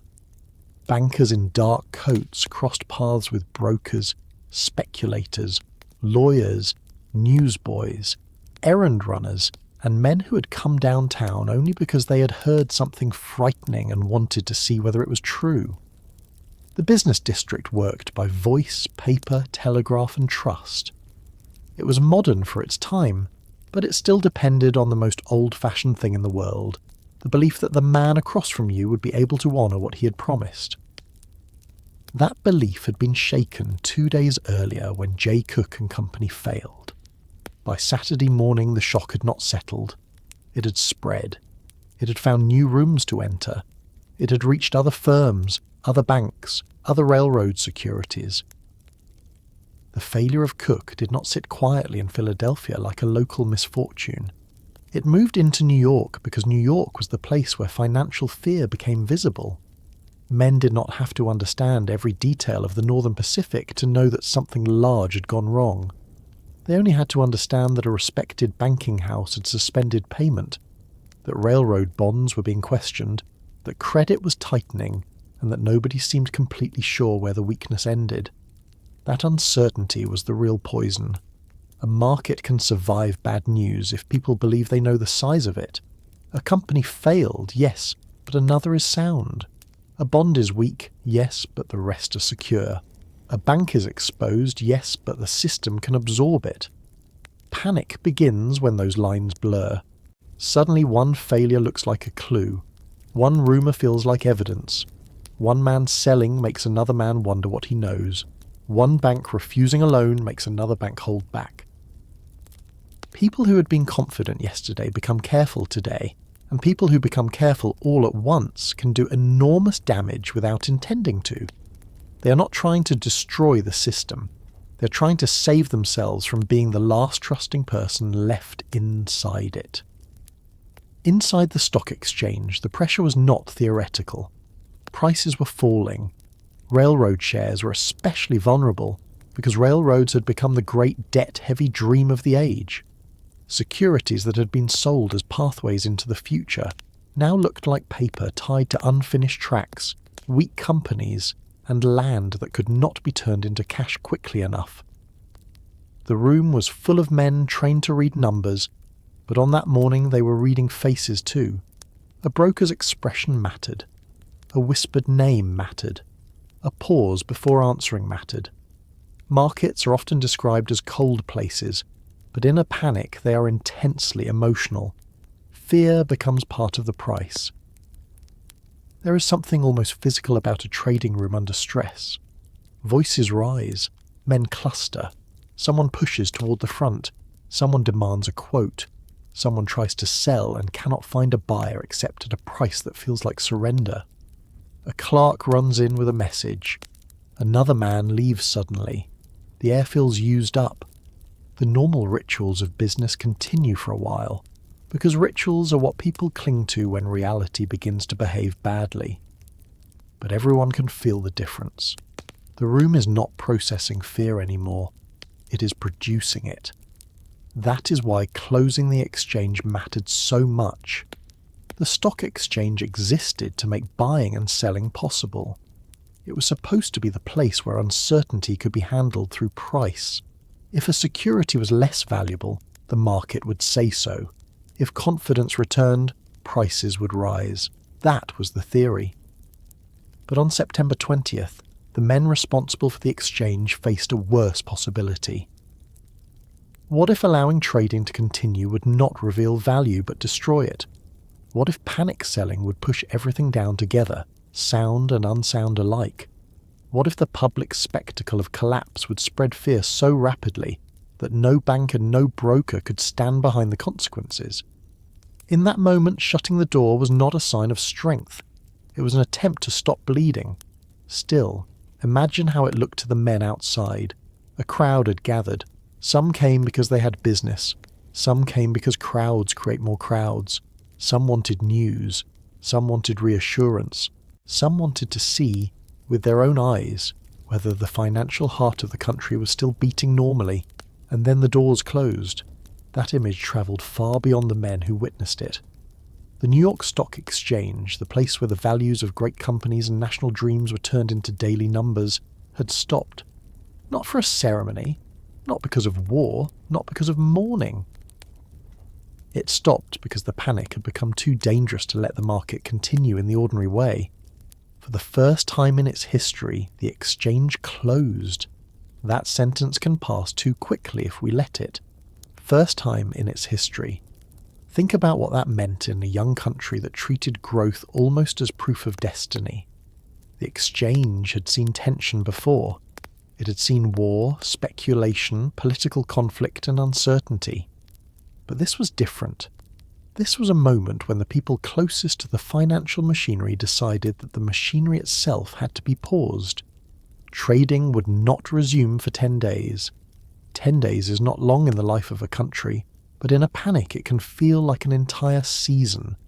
10 days of rumours, 10 days of calculations, 10 days of men asking what their securities were worth when no official trading floor was open to tell them. 10 days in which silence itself became part of the fear. The closure did not calm everyone. It could not. In some ways, it confirmed what people already suspected. If things were manageable, why close? If the panic was only temporary, why stop trading? If the great houses were safe, why did so many men look worried? A closed market protected prices from an immediate public collapse, but it also created a space in which imagination could work. And imagination, during a financial crisis, is rarely generous. People imagined other firms failing. They imagined banks unable to pay. They imagined savings disappearing, payroll stopping, merchants ruined, railroads abandoned. Some of those fears would prove exaggerated. Others would prove painfully accurate. Bank runs are among the most revealing events in economic life because they strip away polite language. Most days, depositors behave as if their money is safely waiting for them. Most days, the bank behaves as if it could satisfy anyone who asks. Everyone knows, at least in a vague way, that not every depositor can withdraw everything at once. But no one thinks about it because thinking about it too much can become the very thing that makes it happen. When panic arrives, people stop accepting the comfortable fiction. They want the cash in their hand. They want to see the notes, the coins, the proof. And when enough people want proof at the same time, proof becomes scarce. In New York, as news spread, men hurried toward institutions they had trusted the week before. Some were wealthy and wanted to protect large accounts. Some were modest savers terrified that the money put aside over years might vanish behind a teller's window. Some were businessmen who needed funds for payroll or inventory. Others were acting on behalf of employers or families. The line between prudence and panic disappeared. A man withdrawing his own money could tell himself he was being careful. 10 men doing the same could weaken a bank. 100 men could destroy one. There is no need to imagine all of them as hysterical. Many were probably controlled, even quiet. Panic does not always look like screaming. Sometimes it looks like a man in a good coat standing in line with his jaw set, hoping the person ahead of him does not take too long. Sometimes it looks like a clerk behind the counter trying to keep his hand steady. Sometimes it looks like a manager stepping into the back room to ask how much cash remains. Sometimes it looks like a wife waiting at home for her husband to return from the bank and trying to read the answer before he speaks. This is where the story leaves Wall Street even while it is still happening there. The closing of the exchange mattered not only because of what it did to brokers, but because of what it told households, shops, factories and farms. It told them that something was wrong at the centre. People who had never bought a railroad bond could still feel the consequence of that message. A merchant might become less willing to extend credit. A bank might call in a loan. An employer might delay expansion or cut wages. A factory owner might cancel orders for raw materials. A landlord might become less patient. A grocer might refuse another month on account. Every person in the chain tried to protect himself, and every act of protection passed pressure downward. The newspapers became part of the experience. Families read accounts of failures, suspensions, closed doors, and crowded streets. The language of finance entered kitchens and boarding houses. People who had never been to the exchange learned the names of firms and railroads, because those names were now attached to fear. The newspaper did not have to tell a worker exactly how a bond market functioned for him to understand that the world of money had become dangerous. He could see it in the decisions around him. Men were laid off, hours shortened, employers spoke cautiously, new work failed to appear, the city's mood changed. One of the cruel things about unemployment in the 1870s was how personal it could feel, even when the cause was vast. A man might know, in some general sense, that business was poor because of the panic. But when he was the one sent away from the shop, the mill, or the yard, the knowledge did not protect his pride. He still had to walk home. He still had to say it aloud. He still had to look at his children and understand that their needs had not fallen, just because his wages had. There was no federal office waiting to process his claim, no automatic relief, no structured safety net. Work was the safety net, and when work vanished, the fall was immediate. For clerks in the financial district, the fear had another shape. Many of them were respectable young or middle-aged men whose social position depended on steady employment and outward neatness. They might not have owned securities, but they depended on houses that did. If a firm failed, its clerks were thrown into a market already full of anxious men. A clerk could own a good coat, a careful hand, decent handwriting, experience with ledgers, and still have no wages if the office closed. Respectability was fragile when tied to someone else's solvency. The brokers themselves were not all villains in silk hats, though history often wants them to be. Some were reckless, some had encouraged speculation, some had made money from the same fever now burning through the market. But many were also men trapped inside a system that punished hesitation. If a client ordered a sale, the broker had to act. If prices collapsed before he could complete the transaction, he might be blamed. If he held on and values fell further, he might be ruined. In a panic, even professional judgment begins to feel inadequate. Experience helps, but it does not make fear disappear. A man who has seen ordinary losses may still be stunned by a market that seems to lose its floor.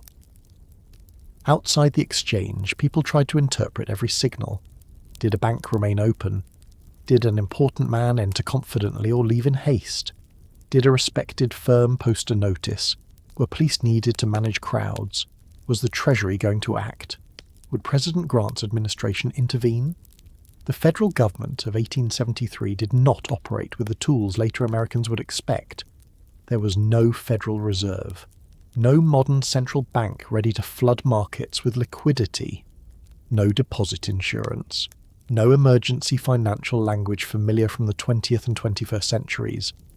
The government could take certain actions involving treasury reserves and bond purchases, but the architecture of crisis management was far more limited.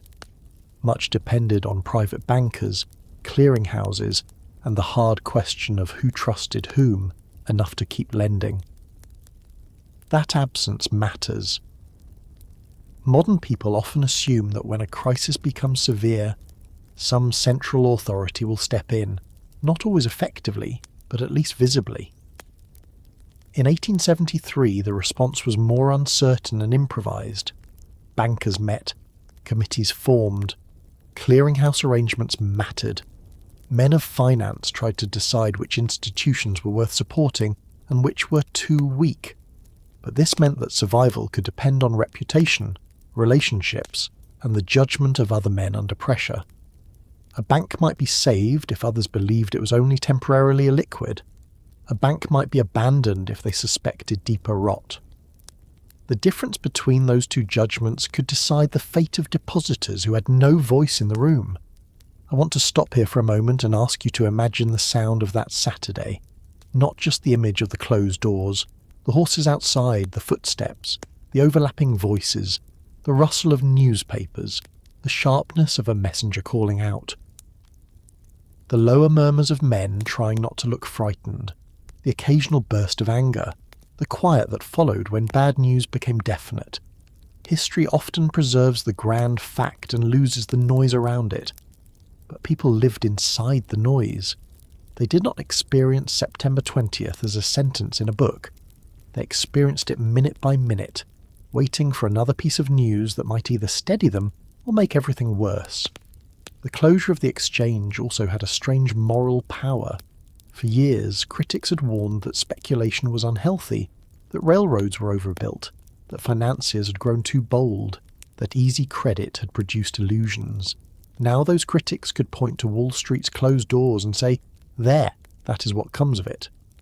But moral satisfaction does not feed families. Even people who dislike speculators suffered when the speculative structure collapsed. The railroad boom had been reckless in places, corrupt in places, and overextended in many places, but it had also created real work. It had bought iron, hired labourers, ordered equipment, moved freight, and supported towns. When the boom broke, the punishment did not fall only on the guilty. It fell through the whole connected structure. This is one of the hardest truths in the story of 1873. A bad system can provide real livelihoods. A dangerous boom can feed families for a while. When it collapses, saying that it was unsustainable does not comfort the worker whose wages depended on it. He may understand perfectly well that railroad men and bankers overreached, but his rent is still due. His children still need coal. His wife still has to decide what can be stretched, pawned, repaired, or postponed. The moral lesson belongs to the historian. The hunger belongs to the household. By the time the exchange doors closed, the panic had already become national in its implications, but the full depression had not yet unfolded. That is important. The closing was not the end of the crisis. It was the visible beginning of a longer hardship. On that Saturday, many people still hoped the situation might be contained. Perhaps the market would reopen and stabilise. Perhaps strong firms would survive, and weak ones would be cleared away. Perhaps railroads would recover once fear passed. Perhaps this was a sharp storm, not a long winter. People often think this way at the start of economic disaster. They are not wrong to hope. Hope is practical in the early days. It helps people continue ordinary life when the scale of trouble is still unclear. But the signs were not kind. Credit did not simply return because the exchange paused trading. Businesses dependent on loans still faced pressure. Railroad construction could not continue at the same pace. Securities did not regain trust because people wanted them to. Banks outside New York began to feel strain. The panic moved along the same lines of connection that had carried investment. Telegraph wires carried news. Newspapers amplified it. Banks in other cities watched New York and adjusted. If the financial capital was frightened, smaller centres had reason to be frightened too. Fear became national by repetition. Think of a merchant in Chicago reading about the exchange closure. He may not hold Northern Pacific bonds, but he does business with firms that do. He knows customers whose money is in banks. He knows railroads affect freight, and freight affects prices, and prices affect his shelves. So he tightens credit. Another merchant does the same. A manufacturer delays an order. A bank refuses a marginal loan. No one decision causes the depression, but thousands of cautious decisions become the depression's daily machinery. In Philadelphia, the wound was especially personal because Cook's firm had been rooted there. In New York, the wound was institutional. In railroad towns and construction camps, it became practical. In farming regions, it would become political. That is how the panic of 1873 spread its meaning across different parts of American life. Everyone translated it into the language of his own fear. The banker feared insolvency. The broker feared collapse. The worker feared unemployment. The farmer feared debt and falling prices. The merchant feared unpaid accounts. The wife feared the household arithmetic that always became more brutal when wages shrank. The child feared what children always fear first, the changed faces of adults. During those 10 days without trading, people had time to think, and thinking in a panic can be dangerous. A normal market gives people numbers, even painful numbers. A closed market gives them absence. What is my stock worth? What is my bond worth? What is the bank holding? What will happen when trading resumes? Nobody could answer with confidence. Some private transactions might occur, rumours certainly did. But the official silence of the exchange left a gap that fear filled easily. There is an old habit in American life of treating Wall Street as separate from the rest of the country, as if financial districts are strange islands where rich men create their own weather. But 1873 showed how false that separation had become. By the 1870s, the railroad had tied finance to daily life in ways that were still new enough for many people not to fully grasp. Money raised in cities built tracks across distant regions. Tracks shaped land values. Land values shaped local credit. Credit shaped farms, stores, mills, and wages. A panic in Wall Street did not stay in Wall Street because Wall Street had already entered the countryside through debt, bonds, and rail connections. The closed door downtown was connected to many open cupboards elsewhere that would soon hold less food. This is why the scene matters so much. Not because the men of the exchange were more important than everyone else, but because their inability to continue revealed the weakness of a whole arrangement. They were not the country, but they were one of the places where the country's promises were priced. When that place shut down, it was as if someone had admitted that the promises could no longer be measured calmly. The reopening would not erase the damage. When trading resumed after 10 days, the economy did not simply wake up restored. The deeper process had already begun.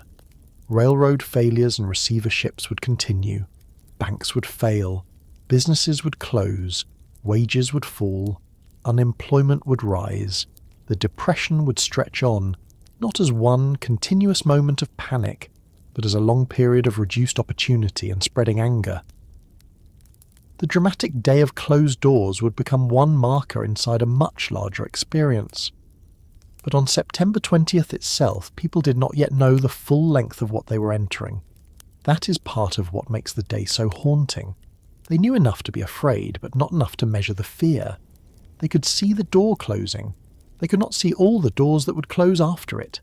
Factory gates, bank windows, railroad offices, boarding house rooms no longer affordable, shops that would not survive the thinning of customers, farms that would be lost to debt. The first door was in Wall Street, and it made the loudest sound because the newspapers heard it immediately. The others would close more quietly, across months and years, often without illustration, often without anyone outside the family noticing. The panic of 1873 did not become forgotten because nothing happened. It became forgotten partly because so much of what happened after the first shock was slow. Slow hardship leaves fewer monuments than sudden catastrophe. A market closure can be drawn in a newspaper engraving. A wage cut cannot. A bank run can be described dramatically. A woman stretching meals for another year leaves almost no record. A railroad failure enters financial history. A man walking from town to town looking for work becomes at most a figure in someone else's complaint about tramps and disorder. The panic had a public face, but the depression had millions of private ones. So hold the image of that closed exchange door for a little longer, not as the whole story, but as the hinge. On one side of it was the railroad dream, overbuilt, overborrowed, and oversold. On the other side was the hard discovery that the country's industrial future would not arrive cleanly or kindly. It would come through layoffs, strikes, political bitterness, farm anger, bank failures, and a new understanding that the men who finance progress could also endanger it. The door shut because the market could not bear another hour of ordinary trading. Beyond that door, in the streets outside and in cities far from New York, ordinary people began to learn that a panic born in paper could become a depression lived in bread, rent, wages, and silence. The next part of that story does not begin with a banker. It begins with men waiting outside places where work used to be, with factory whistles that sounded less often, with iron orders cancelled, wages cut, and families discovering that the crisis had left Wall Street and entered the room where supper was supposed to be. A financial panic begins in places most people never enter. It begins behind bank counters, in brokerage rooms, in private offices where men read telegrams and suddenly stopped speaking. But a depression does not remain there. It walks out into the street. It finds the factory gate. It follows the payroll clerk. It waits beside the furnace, the loom, the loading dock, the railroad yard, the boarding house stairwell, and the kitchen table where a wife can tell, before her husband says anything, that the day has brought bad news home with him. That is what happened after the panic of 1873. The first shock belonged to Wall Street, to Jay Cooke, to railroad bonds, to bankers trying to decide who could still be trusted. But the longer suffering belonged to working people who had never bought a railroad security in their lives and yet found their hours cut, their wages lowered, their shops closed, and their dignity placed in a line with hundreds of other men waiting for work that was no longer there. This is the part of the story where the panic becomes physical. Not dramatic at first, not always. There were no explosions in most towns, no single morning when everyone understood the scale of what had arrived. Instead, there were notices, there were rumours, there were shorter shifts. There were foremen saying the company would not need as many hands this week. There were mills that had run loudly for years beginning to run part-time. There were ironworks with fewer orders because railroads were no longer buying rails at the old pace. There were machine shops that depended on railroad contracts and suddenly had too many men for too little work. There were coal mines affected because factories and railroads needed less fuel. There were warehouses with goods that moved more slowly, clerks told to be patient, and owners who spoke about temporary difficulties in the careful tone businessmen use when they do not want to say fear aloud. You have to remember how central the railroad had become to industrial employment by the early 1870s. A railroad was not only a line of track, it was demand. It demanded iron rails, locomotives, wheels, spikes, bolts, bridges, timber, coal, tools, freight cars, passenger cars, repair shops, depots, and the labour to build and maintain all of it. It fed iron mills in Pennsylvania, machine shops in the northeast, lumber camps in the Midwest, coal mines in Appalachia, and countless smaller firms that supplied parts no ordinary passenger would ever notice. When railroad construction slowed after the panic, the damage did not stay with the railroad companies. It spread backward through the industries that had been feeding them.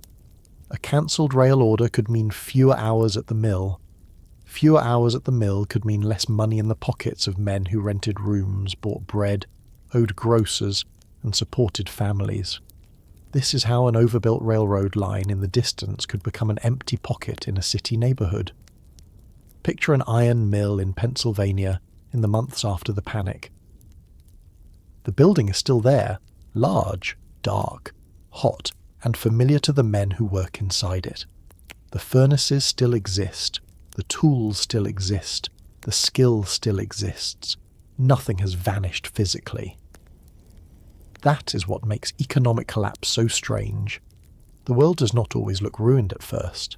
The buildings stand, the machines remain, the men are ready, the coal is in the ground, the iron can still be made, but orders have slowed, credit has tightened, and the men who own the mill do not want to produce what they cannot sell. So the furnace runs less, the shifts shrink, the whistle blows at different times or not at all. A man who has shaped his week around that sound begins to listen for silence. And silence in an industrial town can be terrifying. For a working man in the 1870s, wages were not simply income. They were protection against immediate descent. Many families had little savings, some had none. The wage was the bridge between one week and the next. It paid rent, bread, coal, lamp oil, meat when there was meat, shoes when shoes could no longer be repaired, a doctor if a doctor could be afforded, and sometimes a few cents toward debt already accumulated at the store. When wages fell, life did not adjust neatly. The landlord did not lower rent just because the mill lowered pay. The grocer did not receive goods for free just because customers were suffering. The winter did not become warmer because coal was expensive. A cut in wages meant the household had to absorb the pain somewhere, and somewhere usually meant food, heat, clothing, or debt. There is a phrase that appears again and again in hard times: make do. It sounds almost cheerful from a distance. It sounds practical, even admirable.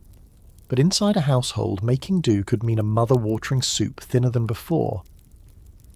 It could mean turning a coat again, patching trousers with cloth that did not quite match, sending a child to school in shoes that pinched or leaked, pawning a watch, delaying the doctor, keeping a room colder, taking in laundry, taking in boarders, or asking the grocer for credit one more time while trying to look as if this was only temporary.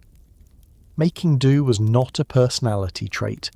It was a series of small humiliations arranged into a survival plan. For men, the humiliation of unemployment had its own particular weight.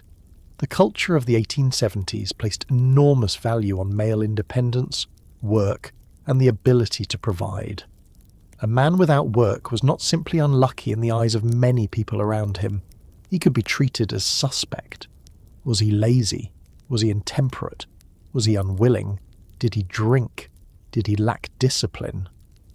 Economic disaster often produces moral accusation.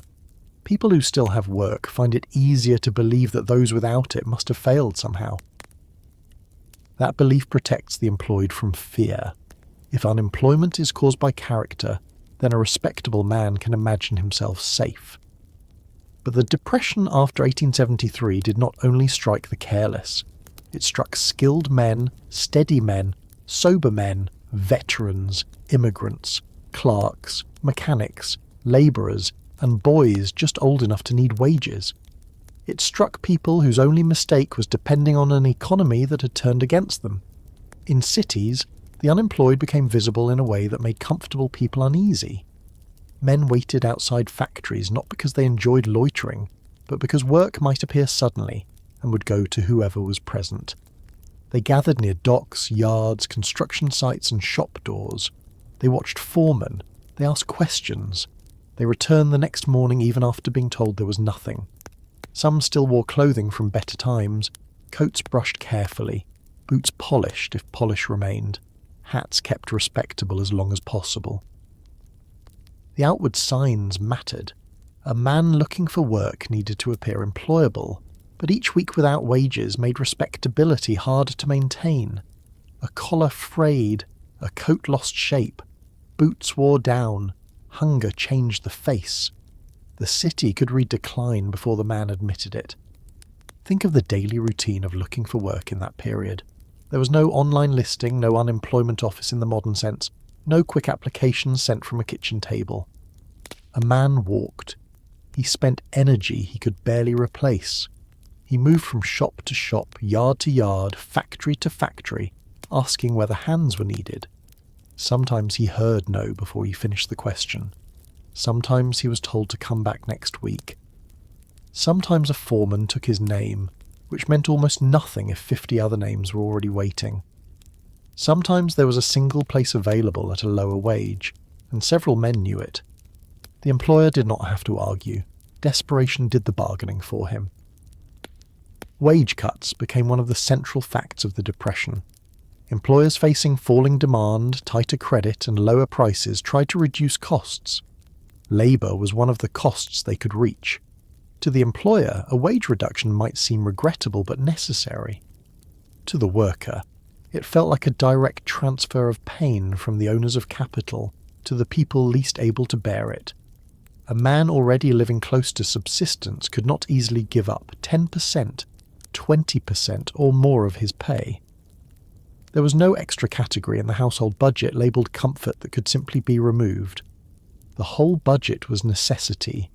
Cut the wage and something essential cracked. Industrial discipline sharpened during hard times. When work is plentiful, a worker can sometimes leave a bad employer, resist a speed up, refuse an unfair cut, or trust that another shop might hire him. When jobs are scarce, employers gain power. Men accept conditions they would have challenged in better times. They work longer, for less if longer work is available. They tolerate unsafe conditions because a dangerous job is still a job. They remain silent when a foreman insults them. They avoid joining actions that might mark them as troublesome. Depression does not only reduce wages, it rearranges power inside the workplace. Yet silence has limits. As the downturn continued, anger built. Working people understood that they had not created the railroad speculation. They had not sat in banking houses deciding how many bonds to sell. They had not used land grants to promote lines before traffic existed. They had not profited from construction contracts or manipulated securities. But when the crash came, they were asked to bear the consequences through unemployment and wage cuts. That sense of injustice mattered. It did not always produce organised action immediately, because fear can delay protest. But it accumulated. It sat inside boarding houses, union halls, saloons, street meetings, and kitchens. It became part of the mood that would erupt later in the decade, especially in the great railroad strikes of 1877, when wage cuts and resentment finally moved from complaint into open confrontation. But before the strike came, the waiting. That waiting is difficult to describe because it leaves so little behind. Big events leave documents, meetings leave minutes, laws leave records, company failures leave notices. But waiting men leave almost nothing, unless someone writes about them from the outside. And yet waiting was one of the main experiences of the Depression.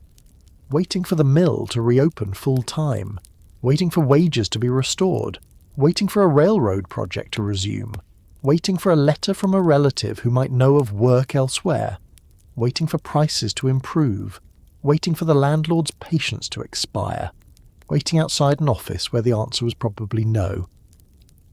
Waiting is not passive when your family is hungry. It is an exhausting activity that looks like stillness. In working-class neighbourhoods, the effects multiplied through daily relationships. A grocer who extended credit to laid-off workers might himself become strained if too many accounts went unpaid. A landlord with tenants out of work might grow harsher, or might be unable to meet his own obligations if rent stopped coming. A boarding house keeper might reduce portions, raise pressure, or evict. Churches and charities tried to help, but relief was often limited and moralised. People in need might be investigated, questioned, judged, separated into the deserving and undeserving poor. The shame of asking for help could be almost as hard as the hunger that made help necessary. There is something important here about the difference between poverty and sudden downward movement. Many families in 19th century America lived with hardship as a normal condition. They knew how to stretch, barter, repair, borrow, and manage. But the Depression after 1873 pushed people who had considered themselves stable into conditions they associated with failure. That fall could be psychologically devastating. A skilled mechanic who had supported his family now stood beside unskilled labourers competing for day work. A clerk who had written in a neat hand at a respectable desk now searched for any position that would preserve appearances. A shopkeeper who had extended credit in good faith now faced unpaid accounts from people he knew personally. The crisis blurred lines people had believed were firm. Immigrants felt the pressure sharply. Many had come to America because industrial work, railroad work, mining, or urban employment promised wages unavailable at home. They often lived in crowded neighbourhoods where family networks and ethnic communities provided support. But those networks could be strained when everyone was affected at once. If one man lost work, relatives might help. If 10 men lost work, the capacity to help weakened. Some immigrants moved in search of employment, following rumours from city to city. Others stayed because moving cost money, and because familiar poverty could feel safer than unknown poverty. Anti-immigrant resentment also rose in hard times, as native-born workers and political agitators blamed foreigners for job competition, wage pressure, or social disorder. Depression gives prejudice a louder voice. Black workers and families faced additional burdens. Reconstruction was still underway in the South, and the national economic crisis weakened the political will and financial capacity behind many of its promises. In northern cities, black workers often had less access to stable industrial employment and were more vulnerable to exclusion when jobs became scarce. In the South, falling crop prices, debt, and tightening credit pressed hard against freed people trying to build independent lives. The Depression was not experienced evenly. Race, region, skill, gender, and legal status all shaped how deep the wound went and how many doors were closed before a person even reached them. Women's labour became more important and less visible, as it so often did in crisis. When a man's wages fell or disappeared, the household did not stop needing management. If anything, the work of managing increased. Women took in sewing, washing, lodgers, piecework or domestic service if they could get it. They stretched food, negotiated credit, concealed distress from children, and decided what could be sold without making the family look ruined. In some households, older children were sent to work sooner than planned. Girls might take service, boys might sell papers, run errands, work in shops, or search for small wages that could help keep the family afloat. The Depression did not only change employment, it changed childhood, marriage, meals, sleep, and the emotional weather inside homes. Factory closures carried a symbolic power that we should not underestimate. In an industrial community, the factory was more than a workplace. It organised time. Its whistle marked mornings, meals, shift changes, and evenings. Its paydays shaped the rhythm of local commerce. Storekeepers knew when wages were paid. Families planned purchases around it. Children learned the sound of the place before they understood what was made there. When a factory closed or reduced operations, the town's clock changed. Streets were crowded at the wrong hours. Men were home when they would normally be away. Stores were quieter. Saloons might fill with men who had nowhere else to go and too much worry to carry sober. Churches heard more requests. The silence of machinery became a public fact. The newspapers sometimes treated unemployed men with sympathy, and sometimes with suspicion. Reports described distress, charity efforts, meetings of labourers, and the burden on cities. But there was also increasing anxiety about tramps, vagrancy, and disorder. The unemployed man who travelled in search of work could quickly be reimagined as a threat. Communities that had benefited from mobile labour during expansion now feared mobile poverty during contraction. A railroad worker moving from town to town while jobs existed was part of progress. The same man walking the roads after construction stopped became a social problem. The difference was not his character. It was the economy's need for him. This is one of the cruel transformations of the 1870s. The system encouraged movement when it needed labour, and condemned movement when it could not employ the labour it had attracted. Men who had followed the rails, dug the grades, laid the ties, built the bridges, and helped create the connected nation, were suddenly told their presence was troubling when the work disappeared. Towns wanted the railroad, but not the unemployed railroad man. Cities wanted industry, but not the industrial worker without wages. America wanted expansion, but did not know what to do with the human beings left idle when expansion paused. In some places, public works were proposed or created to provide employment, but responses varied and were often inadequate. Relief was local, limited, and shaped by politics. Many officials feared that aid would encourage dependence. That word, dependence, carried heavy moral judgment. It allowed comfortable people to avoid the more uncomfortable truth that the economy had created dependence on wages and then withdrawn the wages.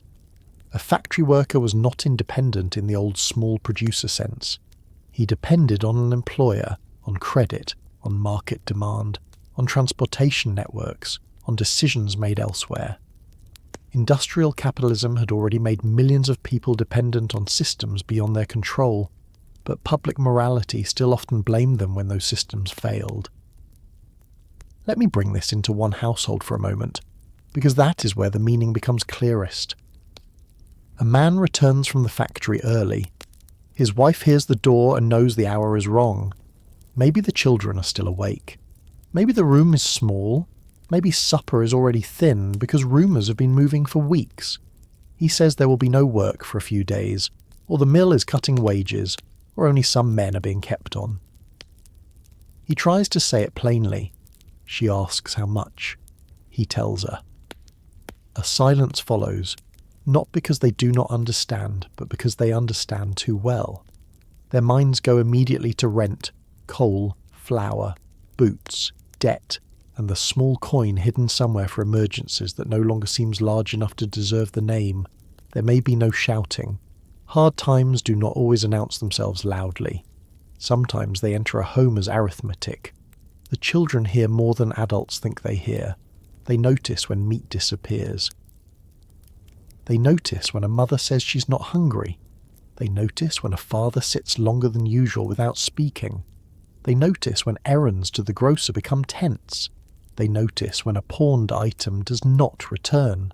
Later in life, they may not remember the exact name panic of 1873, but they remember the winter when the room was colder, the year when father walked more and worked less, the time when mother stopped lighting the lamp unless it was absolutely necessary. Economic memory is often stored in details too small for textbooks. For the worker, the search for work could become a test of identity. Each refusal was practical, but also personal. A man might begin the morning with determination and end it with a shame he tried not to show. He might avoid neighbours if he had no good news. He might remain outside longer than necessary so the family would think he was still looking, rather than admit he had nowhere left to go. Pride could make poverty lonelier.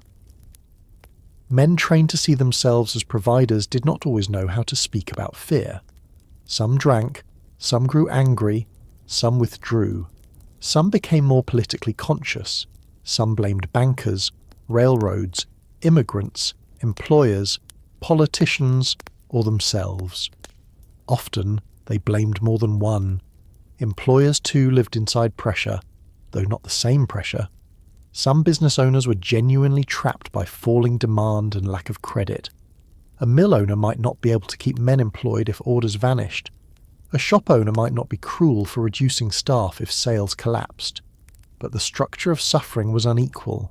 The owner might lose profit, status, even the business itself, which could be serious. The worker lost food. The distinction mattered to the men standing outside the gate.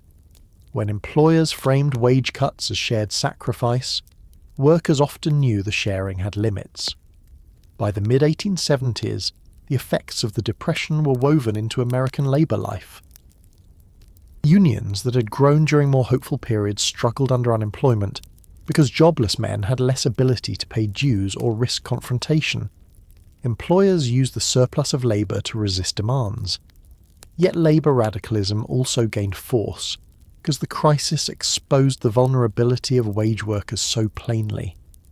The idea that hard work alone guaranteed security became harder to maintain when hard-working men could not find work. The idea that employers and employees shared a natural harmony became harder to believe when wage cuts preserved companies by breaking households. The idea that economic suffering was mainly personal failure became harder to defend when distress appeared everywhere at once. Still, people endured because endurance was often the only available strategy. They borrowed, moved, economized, organized, prayed, complained, searched, accepted lower wages, resisted lower wages, helped neighbours, judged neighbours, and waited for signs that the worst had passed. Recovery did not arrive evenly. Some sectors improved before others. Some towns revived, while others remained damaged. Some men regained work, while others never returned to the status they had held before the panic. An economic crisis can end in national statistics before it ends in a family. The ledger may show improvement while the household is still repairing what was sold, lost, postponed, or broken. That is another reason the panic of 1873 deserves to be remembered. It shows us that the suffering after a crash is not measured only by the first failures or the loudest days. It is measured by the long adjustment of ordinary life to reduced possibility. Factories closing and wages falling were not just economic indicators. They were mornings without work, evenings without answers, children growing careful, women stretching meals, men standing in public with private fear, and communities learning that the new industrial order could create dependence faster than it created protection. The country had built a machine of growth, and then discovered that the machine could idle millions of hands. It had celebrated railroads for conquering distance, and then watched financial trouble travel along those same connections. It had praised wage labour as honest and modern, then treated wage workers as burdens when wages disappeared. In city after city, town after town, the Depression after 1873 made people ask questions that would not go away. Who was responsible when work vanished? What did society owe to people willing to labour but unable to find a buyer for their labour? Should banks and railroads hold so much power over daily life? Was progress still progress if its failures were paid for by those who had gained the least? Those questions did not stay inside factories. They moved outward. They entered politics, newspapers, union meetings, farm gatherings, and dinner table conversations. Because while industrial workers waited outside closed gates, farmers were facing their own version of the same crisis. Their trouble did not always look like unemployment. It looked like debt, falling crop prices, tight money, mortgages, railroad freight rates, and the terrible discovery that a man could work from sunrise to dark, bring in a harvest, and still fall further behind. The panic that took wages from factory men also pressed against the countryside, where the fields remained wide and productive, but the numbers on paper could still ruin a family faster than weather. The panic did not stop at the edge of the city. It did not remain among brokers, clerks, factory owners, railroad men and workers standing outside iron gates, waiting for the whistle to mean something again. It moved outward, slower perhaps, less visibly at first, but with a pressure that could be just as cruel. It followed the railroad lines into the countryside. It entered farmhouses where the day still began before sunrise, and ended only when the animals were fed, the tools put away, and the last necessary thing had been done.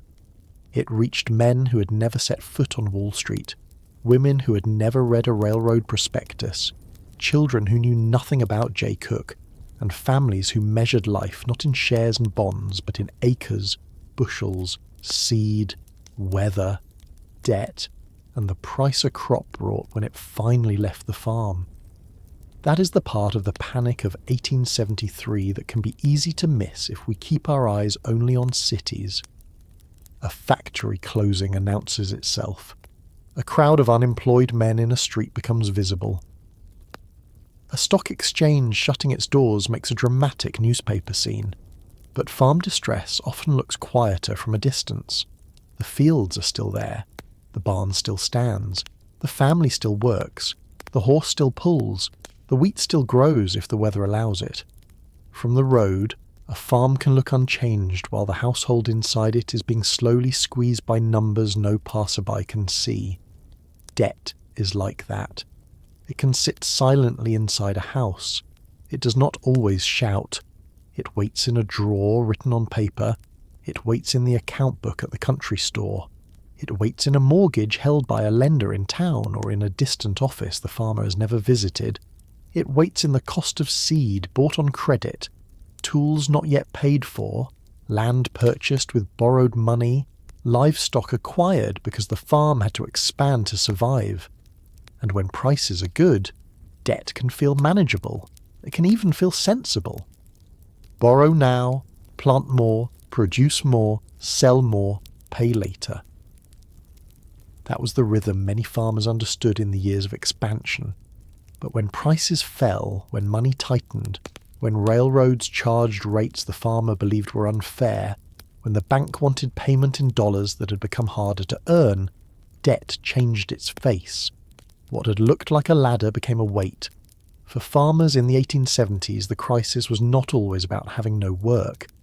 The work remained, and that was almost part of the cruelty. A factory man might stand outside a closed gate and know, at least clearly, that the employer had no place for him that day. A farmer could work himself to exhaustion and still fall behind. He could rise in the dark, feed animals, mend fences, plough, sow, harvest, haul, repair, bargain, and keep accounts, and at the end of the season discover that the crop did not bring enough to cover what he owed. That is a different kind of despair. It tells a person that effort and survival are no longer connected in the way they should be. The farmer did everything right, and the numbers still failed. This was especially painful because the post-war years had encouraged so many farm families to think in terms of growth. Land had been opened. Railroads promised access to market. Settlers moved westward into the Midwest, the plains, and beyond, believing that acreage, labour, and patience would create independence. Independence was the great rural promise. A farm was not supposed to make a man rich quickly, not usually, but it was supposed to give him a measure of control. He would not answer to a factory whistle. He would not be a wage hand forever. He would own land, raise crops, support a family, and leave something behind. That was the dream, and it was powerful enough to carry people through loneliness, bad roads, grasshoppers, drought, winter, sickness, and exhaustion. But independence bought on credit is more fragile than it looks. A farmer might own his labour, but owe for the land. He might own the plough but owe at the store. He might grow the wheat but depend on the railroad to move it. He might control the field but not the price. He might be free in the old language of American life and still trapped in a web of creditors, freight rates, market prices, and monetary policy. That is one of the great tensions of rural America in the 1870s. Farmers thought of themselves as independent producers, and in many ways they were. But the expanding national economy had tied them to distant systems with increasing force. A farmer in Kansas or Iowa or Minnesota could be affected by European grain markets, by railroad freight charges, by Eastern credit conditions, by national arguments over gold and paper money, and by the collapse of confidence that began in financial centres far away. The railroad was both blessing and master. Farmers knew this better than almost anyone. Without the railroad, many could not reach profitable markets at all. Grain needed to move. Livestock needed to move. Tools, lumber, manufactured goods, and household necessities arrived by rail. A town with a depot had a lifeline. A farm near a rail route had access that earlier generations would have considered extraordinary. But access came at a price. and farmers increasingly believed the price was set by men who did not care whether a family survived the season. Freight rates could determine whether a harvest was worth the cost of growing. Elevator fees, storage charges, and middlemen all took their share. A farmer might watch the price of his crop in a distant city and then see how little remained after transportation and charges had eaten into it. The railroad opened the market, but it also stood between the farmer and the market like a toll gate. This is why rural anger toward railroads grew so strong. It was not simply resentment of wealth, though that existed. It was the feeling of being dependent on a necessary service controlled by distant corporations. The farmer could not easily choose another railroad if only one served his area. He could not carry wheat hundreds of miles by wagon. He could not tell his crop to wait for better terms. Harvest created urgency. Debt created urgency. Weather created urgency. The railroad understood that urgency, and farmers believed the companies used it. Out of this frustration came organisation. The Grange, formerly the patrons of husbandry, had begun in 1867, before the panic, as a social and educational organisation for farmers. But in the hard years of the 1870s, it grew into something more forceful. Farmers gathered not only to share knowledge or break isolation, but to talk about freight rates, grain elevators, cooperative buying, political influence, and the feeling that individual farm families were being pressed by systems too large to confront alone. The Grange gave rural people a place to turn private anger into public language. It told farmers they were not failing separately. They were being squeezed together. That recognition matters. A family alone with debt may feel shame. A community talking about debt begins to see structure. There is a scene worth imagining here, not because one exact evening can stand for every place, but because something like it happened in many rural communities. Farmers arrive at a meeting after a day of work. Their clothes carry dust, wool, sweat, and barn smells. Some have ridden miles. Some have brought wives. Because farm women understood the crisis deeply, even when men were the ones speaking in public. There is a stove in the room if it's cold. There are benches, lamps, perhaps a table at the front. Someone talks about freight rates. Someone else mentions the price of wheat. Another man complains about the store account. A woman knows exactly how much flour remains at home. People nod, not politely, but with the tired recognition of those who have been doing the same arithmetic in separate kitchens. The meeting does not pay the debt, but it changes the silence around it. And silence had been part of the burden. Farm households often carried distress privately for as long as they could. Pride mattered in rural communities. Reputation mattered. Credit itself depended on reputation. If neighbours believed a man was failing, his ability to borrow might weaken further. So families tried to appear steady. They kept up routines. They repaired rather than replaced. They made excuses. They reduced purchases. They delayed improvements. They stretched seed, food, cloth, patience. A wife might know before anyone else how serious things were because she managed the daily signs. Less coffee, less sugar, less lamp oil, more cornmeal, more patching, fewer trips to town. A child's coat let out one more time. A debt discussed after the children were asleep. These were the household indicators of rural depression. The word hunger in farm country can be confusing because farms produced food. Surely we think a farm family had more to eat than a city family. Often they did have access to some food that wage workers lacked, especially if they kept livestock, gardens, chickens, preserved goods and root cellars. But production did not guarantee abundance, and it certainly did not guarantee comfort. A cash crop farmer might need to sell what could bring money and live on what remained. Debt could force choices that look irrational only if you forget the creditor. Eggs might go to market instead of breakfast. Butter might be sold instead of eaten. A hog might be kept for sale, or slaughtered earlier than desired, or not kept at all if feed was short.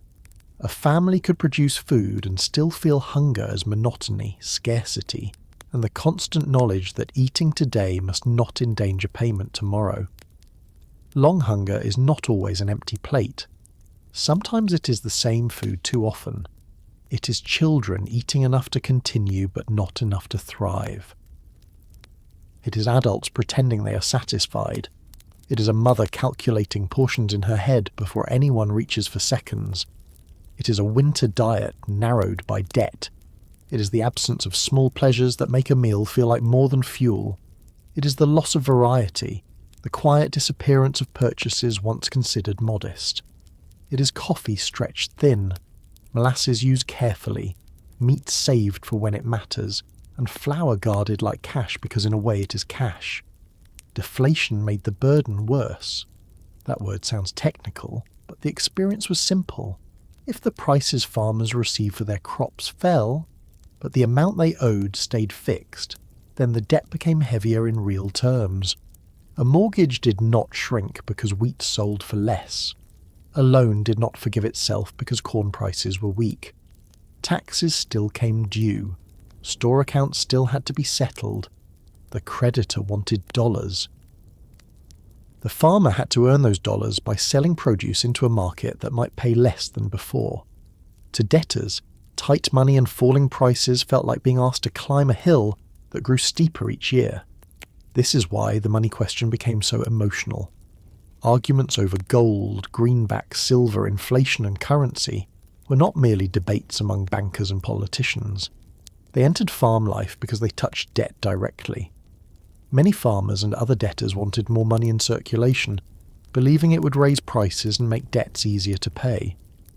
Creditors and hard money advocates insisted on sound currency, repayment in money of stable value, and discipline after the inflationary wartime years. Each side spoke of fairness, but they meant different things by it. To a creditor, fairness meant receiving repayment in money that held its value. To a debtor, fairness meant not being crushed by a monetary system that made every fixed obligation harder to meet, while the price of his labour and crops fell. It is easy to see how anger grew. A farmer could look at his fields and feel that he had produced something real. Wheat was real, corn was real, pork, butter, eggs, wool and hay were real. He had worked in weather, mud, heat, cold and pain. Then he watched men in offices argue that the real problem was currency discipline, or that markets needed to correct, or that credit had to tighten, and he could reasonably ask why discipline always seemed to arrive at his doorstep in the form of foreclosure. Rural people were not ignorant of economics. Many understood their situation with painful clarity. They knew that prices, rates, and money policy were connected to survival. They may not have used the language of academic theory, but they understood the mathematics of debt better than many men who lectured them about responsibility. Foreclosure was one of the great fears. Losing land was not simply losing an asset. It was losing the centre of identity and security. A farm represented years of labour, family ambition, and social standing. To lose it was to be pushed backward into tenancy, wage labour, dependence on relatives, or migration. The threat could hang over a household for months or years. Payments missed, extensions requested, hope attached to the next crop, bad prices after harvest, another conversation with the lender, more interest, more worry. The land stayed beneath the farmer's feet, but its future no longer felt fully his. In the south, rural debt took its own punishing forms. The aftermath of the Civil War had left the region economically shattered, and many freed people and poor white farmers became trapped in sharecropping and cropland systems. Credit was often advanced against future crops, especially cotton, at terms that could be deeply exploitative. The merchant supplied food, seed, tools, or necessities on credit, and the farmer repaid after harvest. But if prices were poor, if the crop failed, if accounts were manipulated, or if interest charges mounted, the family could end the year still owing money. The result was a cycle that looked like freedom in form and bondage in practice. The Depression of the 1870s only tightened that cycle for many. National economic crisis did not create every injustice in the South, but it deepened the pressure on people already fighting for land, autonomy and basic protection. For black families trying to build lives after emancipation, land meant more than income. It meant independence from the old planter class. It meant a chance to control labour, family time, movement and community.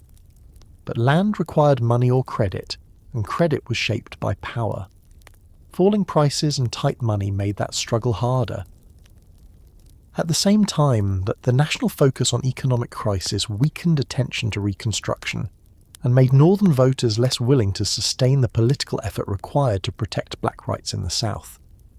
The Panic and Depression did not simply affect farms as farms, they affected the unfinished meaning of freedom. In the Midwest and Plains, farmers faced a different but related situation. Many had moved west with hope and borrowed to establish themselves. They needed equipment, animals, seed, fencing, and sometimes new buildings. The first years on land could be especially difficult. A family might live in a dugout, a rough cabin, or an unfinished house while trying to bring acres under cultivation.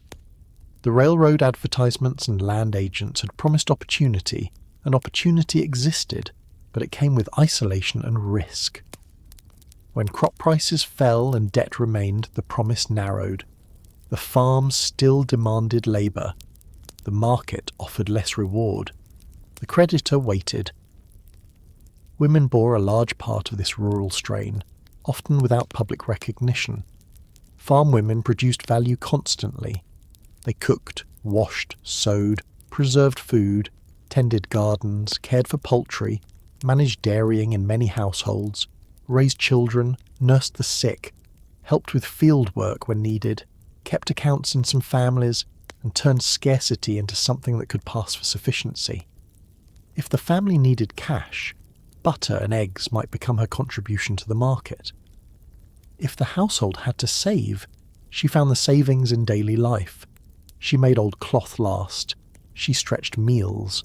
She controlled the little purchases that made the difference between bare survival and a bearable home.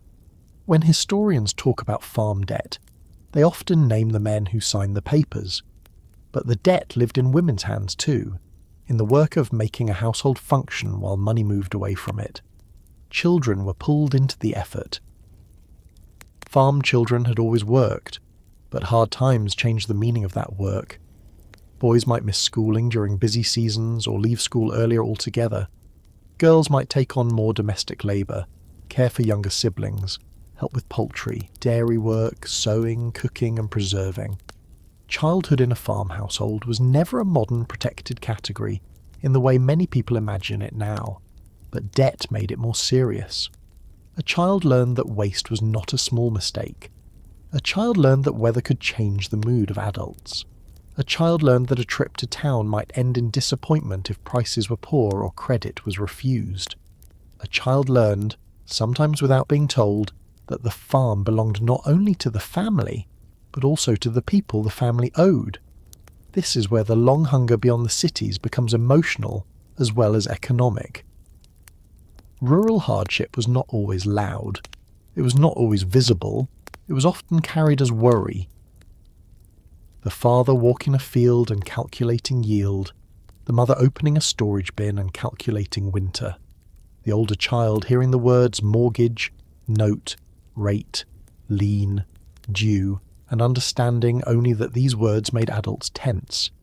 The family might sit down to supper in a room that looked steady enough with the same table, the same stove, the same Bible or almanac nearby, the same chores waiting in the morning.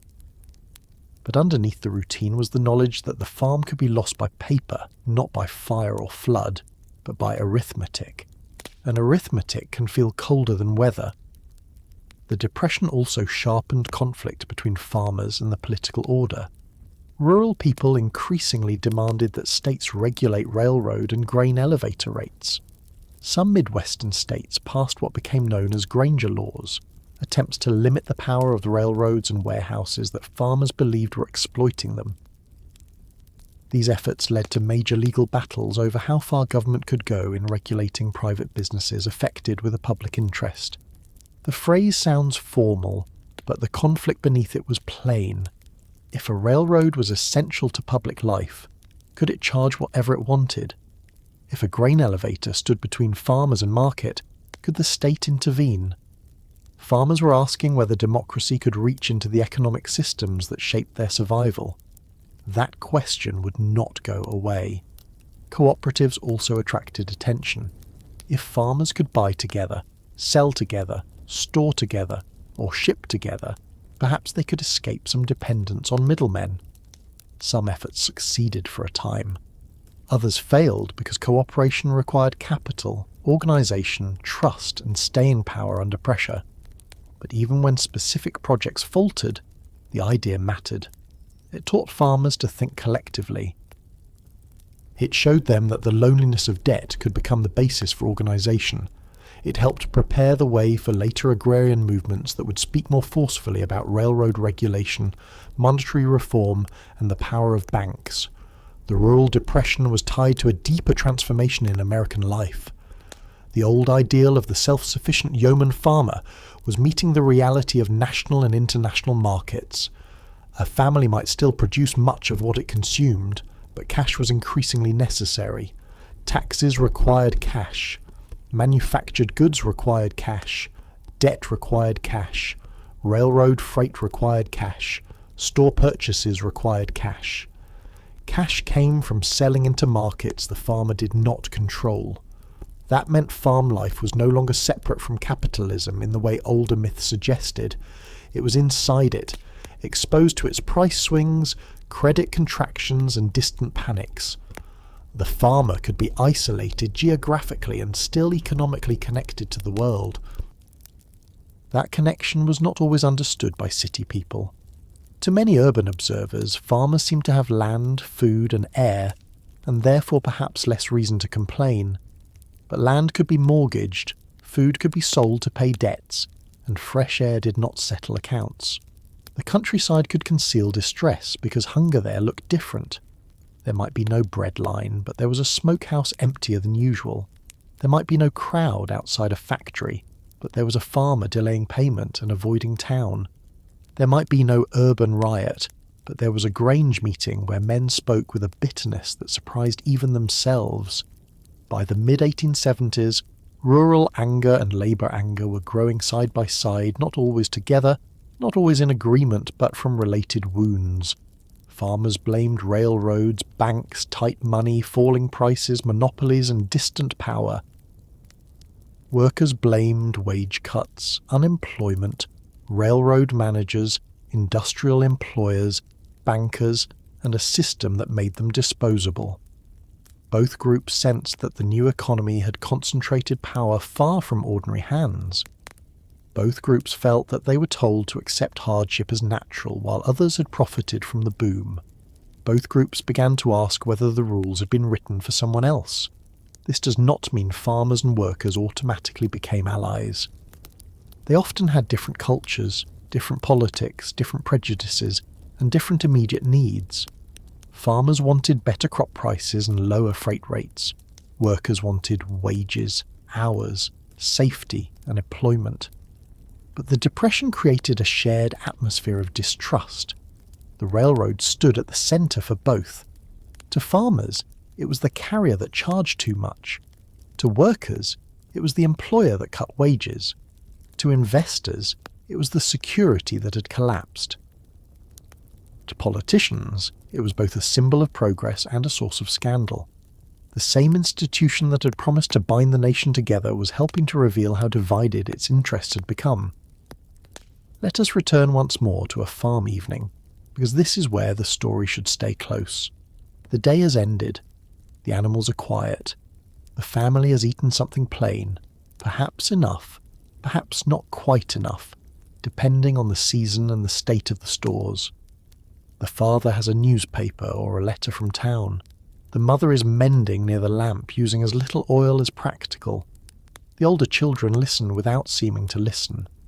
There is talk of prices, the railroad rate, the note coming due, a neighbour who may sell, another who has joined the Grange, a meeting next week, a speech about greenbacks, a rumour that conditions will improve. The words are ordinary, but the feeling beneath them is not. The family is not starving in the dramatic way charity posters would later show suffering. They are enduring something longer and more grinding. They are living under pressure that makes every decision smaller, tighter, more careful. That pressure is what the panic of 1873 carried beyond the cities. It made the countryside think harder about power. It made farmers suspicious of men who spoke too easily about markets and discipline. It made debt feel political. It made money feel moral. It made railroads look less like miracles and more like masters. And as years passed without quick relief, the patience of both farm and factory began to thin. The waiting did not remain quiet forever. A country can absorb a panic, perhaps, but years of reduced wages, failed farms, tight money, and public anger create their own weather. By 1877, the storm that had begun with railroad bonds and closed exchange doors would return to the railroads in a very different form, not as paper failure, but as men on the tracks refusing to let the system move as if nothing had happened. By the summer of 1877, the country had been waiting for relief for nearly 4 years. That is the first thing to understand before we step into the strike wave, because anger does not usually appear out of nowhere. It gathers. It sits in pay envelopes that get thinner. It sits in boarding house rooms where men count coins before supper. It sits in farm kitchens where the price of wheat does not cover the note coming due. It sits in railroad yards where workers hear another rumour of another reduction, another order from another office, another explanation about hard times delivered by men who do not seem to be hungry. The panic of 1873 had been sudden, but the suffering that followed was not. It had stretched across seasons. It had become part of daily life, and by 1877, for many working people, patience had begun to feel less like virtue and more like surrender. The railroads, the same railroads that had helped create the panic, became the place where the country's anger finally took physical form. That almost feels inevitable when you look back on it. The railroad had been the symbol of expansion, the machine of progress, the great iron promise that financiers had sold to investors and politicians had praised in speeches. But it was also an employer, a wage cutter, a rate setter, a landlord of time and distance. It touched almost everything. It carried crops from farms, coal from mines, iron from mills, passengers from city to city, mail, news, soldiers, food, and the raw materials of industrial America. When the railroads moved, the country moved. When railroad workers stopped them, the country had to look. For the men working on the lines, the railroad was not a symbol. It was a hard job with long hours, dangerous machinery, strict rules, and uncertain mercy. Brakemen climbed between cars and over roofs in weather that did not forgive a slip. Firemen fed coal into engines until their bodies were blackened with soot and sweat. Engineers carried responsibility for machines that could kill in a moment. Switchmen and yard workers moved among heavy cars, chains, couplings, wheels, and signals, where one mistake could cost fingers, limbs, or life. Trackmen maintained the iron road itself, often for low pay and under rough conditions. These men were not merely pushing paper around a speculative economy. They were the bodies that made the railroad real, and yet their wages kept coming under pressure. The Depression after 1873 gave railroad executives a reason, or at least an argument, for reducing pay. Business was poor, earnings were down, competition was hard, costs had to be controlled. To the men in offices, these phrases sounded like management. To the men on the line, they sounded like the same old hardship being handed downward again. There had already been cuts before 1877. Workers had endured them because work was scarce, and because resistance was dangerous. A man with a family could not treat defiance lightly, but every cut had a memory. Every reduction became part of the next one. When another cut came, it didn't land on fresh ground. it landed on years of resentment. In July 1877, the Baltimore and Ohio Railroad announced another 10% wage reduction. The company could describe it as necessary. Workers heard it as insult. For some, it was not only the amount that mattered, though the amount mattered deeply. It was the repetition. It was the feeling that wages could always fall, that the worker's body was the place where every financial mistake, every railroad debt, every failed expansion, every shareholder expectation would finally be balanced. Men who had already tightened their lives were told to tighten again. There is a point where the word sacrifice stops sounding noble, because the same people are always being asked to perform it. The breaking point came at Martinsburg, West Virginia. It began with railroad firemen and brakemen refusing to let freight trains move. That simple refusal was powerful because the railroad depended on motion. A locomotive sitting still is not only a machine at rest, it is money delayed, cargo trapped, schedules broken, authority challenged. The workers understood that. So did the company. So did local officials. At first, the scene was local, almost small enough to misunderstand. A group of workers angry over a wage cut, a yard where trains could not pass, a gathering crowd. But the railroad network turned local action into national possibility. News travelled along the lines. Sympathy travelled with it. Men in other towns knew the same wage cuts, the same danger, the same exhaustion. Martinsburg was not isolated. It was the first match in a room full of dry timber. Authorities tried to restore movement. That was the instinct. The trains must run. Commerce must continue. Property must be protected. The governor called out militia, but here was a problem that frightened employers and officials more than they expected. Some militia members sympathised with the strikers. They were not strangers from another world. They were often working men themselves, or sons and brothers of working men, drawn from the same communities that had been living through the same depression. Asking them to force trains through against railroad workers was not the same as asking them to defend a border from an invading army. It meant asking one part of a suffering community to discipline another. That did not always happen cleanly.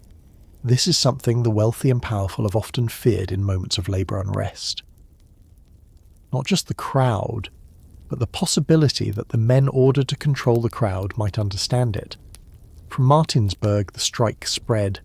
It moved along the rail lines because the rail lines were the nervous system of the crisis. Baltimore felt it. Pittsburgh felt it. Chicago felt it. St. Louis felt it. Smaller towns and junctions felt it.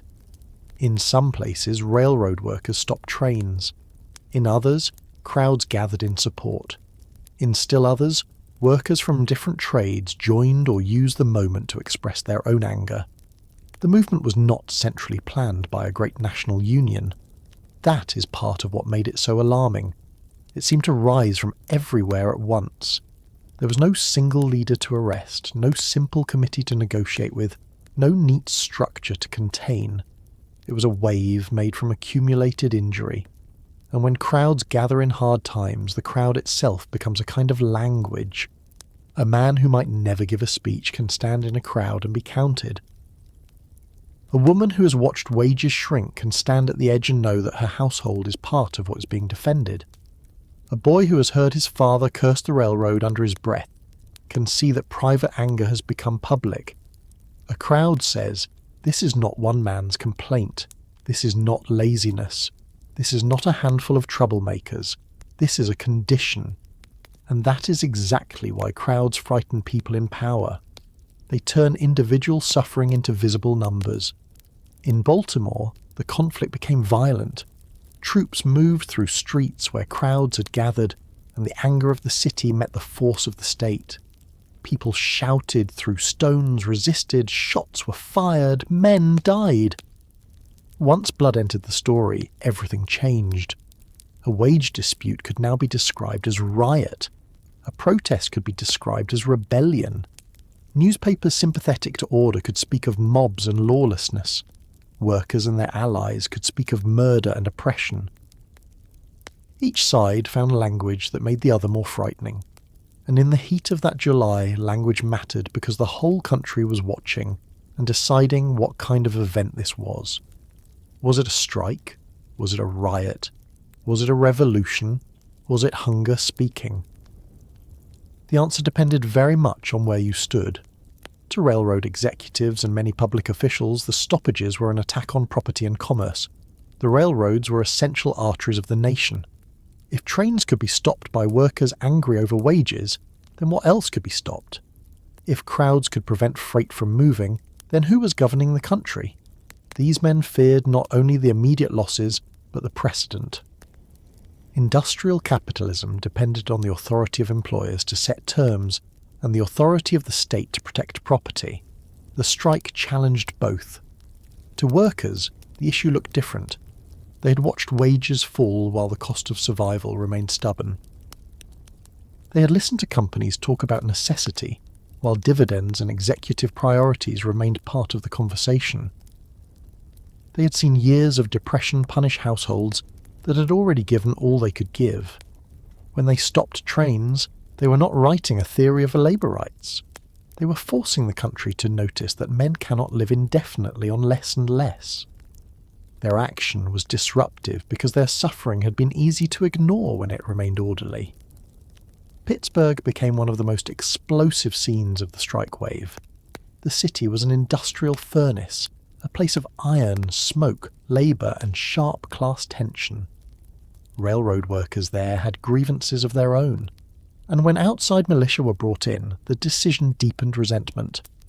Local militia might sympathise too much, officials feared, so troops from Philadelphia were used.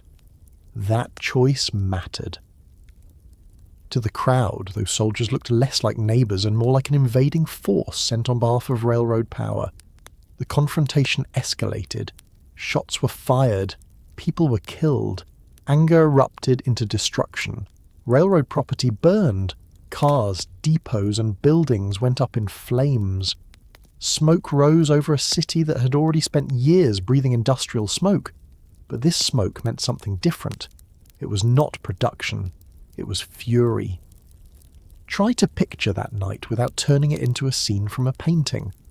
The firelight on rails, the heat from burning cars, the shouting, the confusion, men running, people watching from windows, the fear in households nearby because a crowd can feel righteous and terrifying at the same time, depending on how close it is to your door. The smell of burning wood, oil, freight and smoke. The sound of gunfire still in memory. The sense that something that was supposed to be impossible in respectable America had suddenly happened.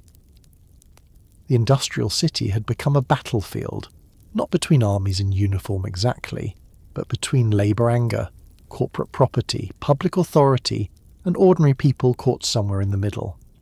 The violence in Pittsburgh shocked the nation because it seemed to reveal a new kind of danger. America had known riots before. It had known slave rebellions, draft riots, bread riots, political violence, and civil war.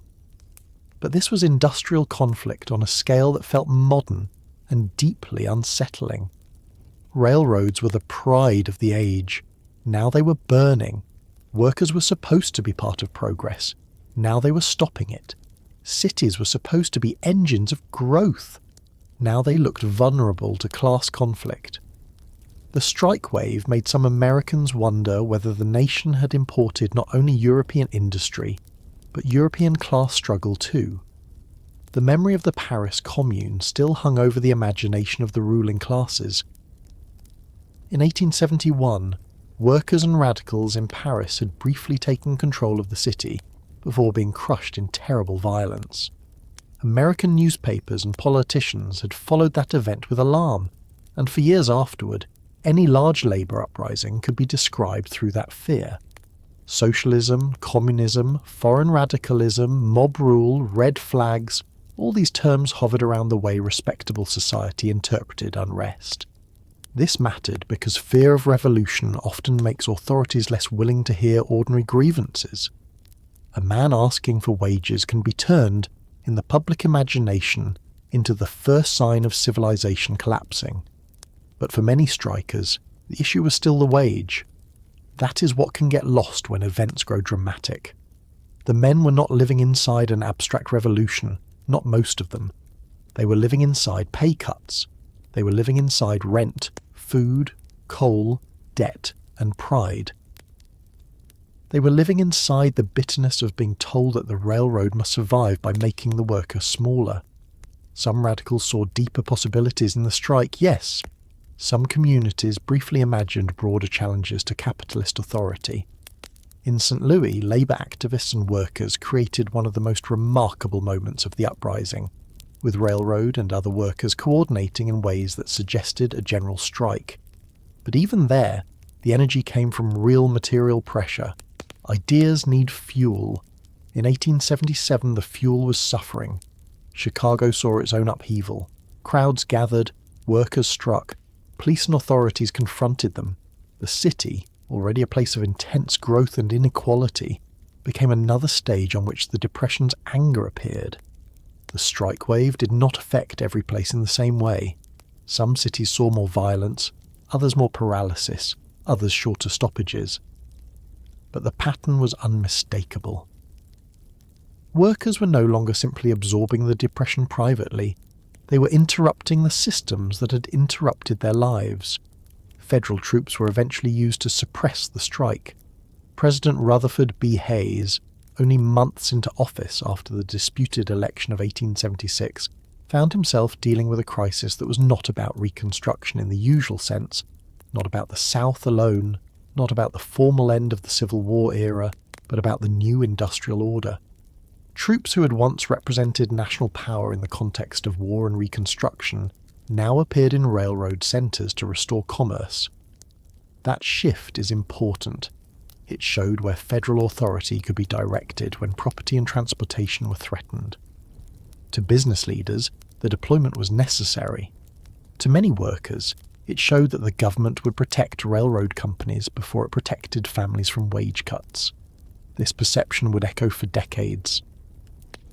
The strike wave eventually lost momentum. It was not organised enough to sustain itself nationally. There was no strong central labour institution capable of negotiating on behalf of all the workers involved. Local conditions varied. Troops restored movement. Employers waited out the disruption. Some workers returned because they had no alternative. Others were blacklisted, arrested, or simply exhausted. Hunger can create rebellion, but it can also end one. A family cannot live indefinitely on defiance. The railroads resumed. The trains moved again. The country exhaled, though not peacefully. The immediate material gains for workers were limited. Many wage cuts remained. Many grievances persisted. But to say the strike failed is too simple. It failed to transform wages in the way workers needed. It failed to create a lasting national labour victory in that moment.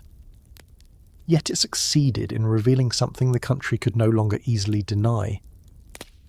Industrial workers had power when they acted together, especially in industries that controlled transportation.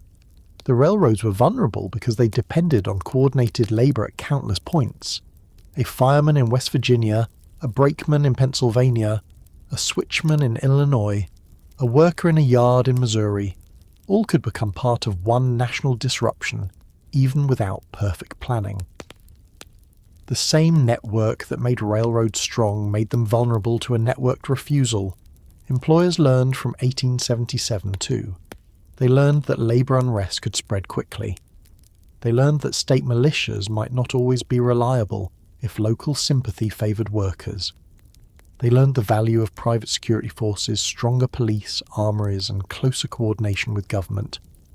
In the years after the strike, cities and states built or strengthened institutions meant to control future unrest. National Guard armories in many places were not simply military buildings. They were architecture shaped by fear of labour uprisings. The built landscape of American cities began to carry the memory of 1877 in brick and stone. Workers learned different lessons. They learned that spontaneous anger could shake the country, but without organisation it could be crushed or exhausted.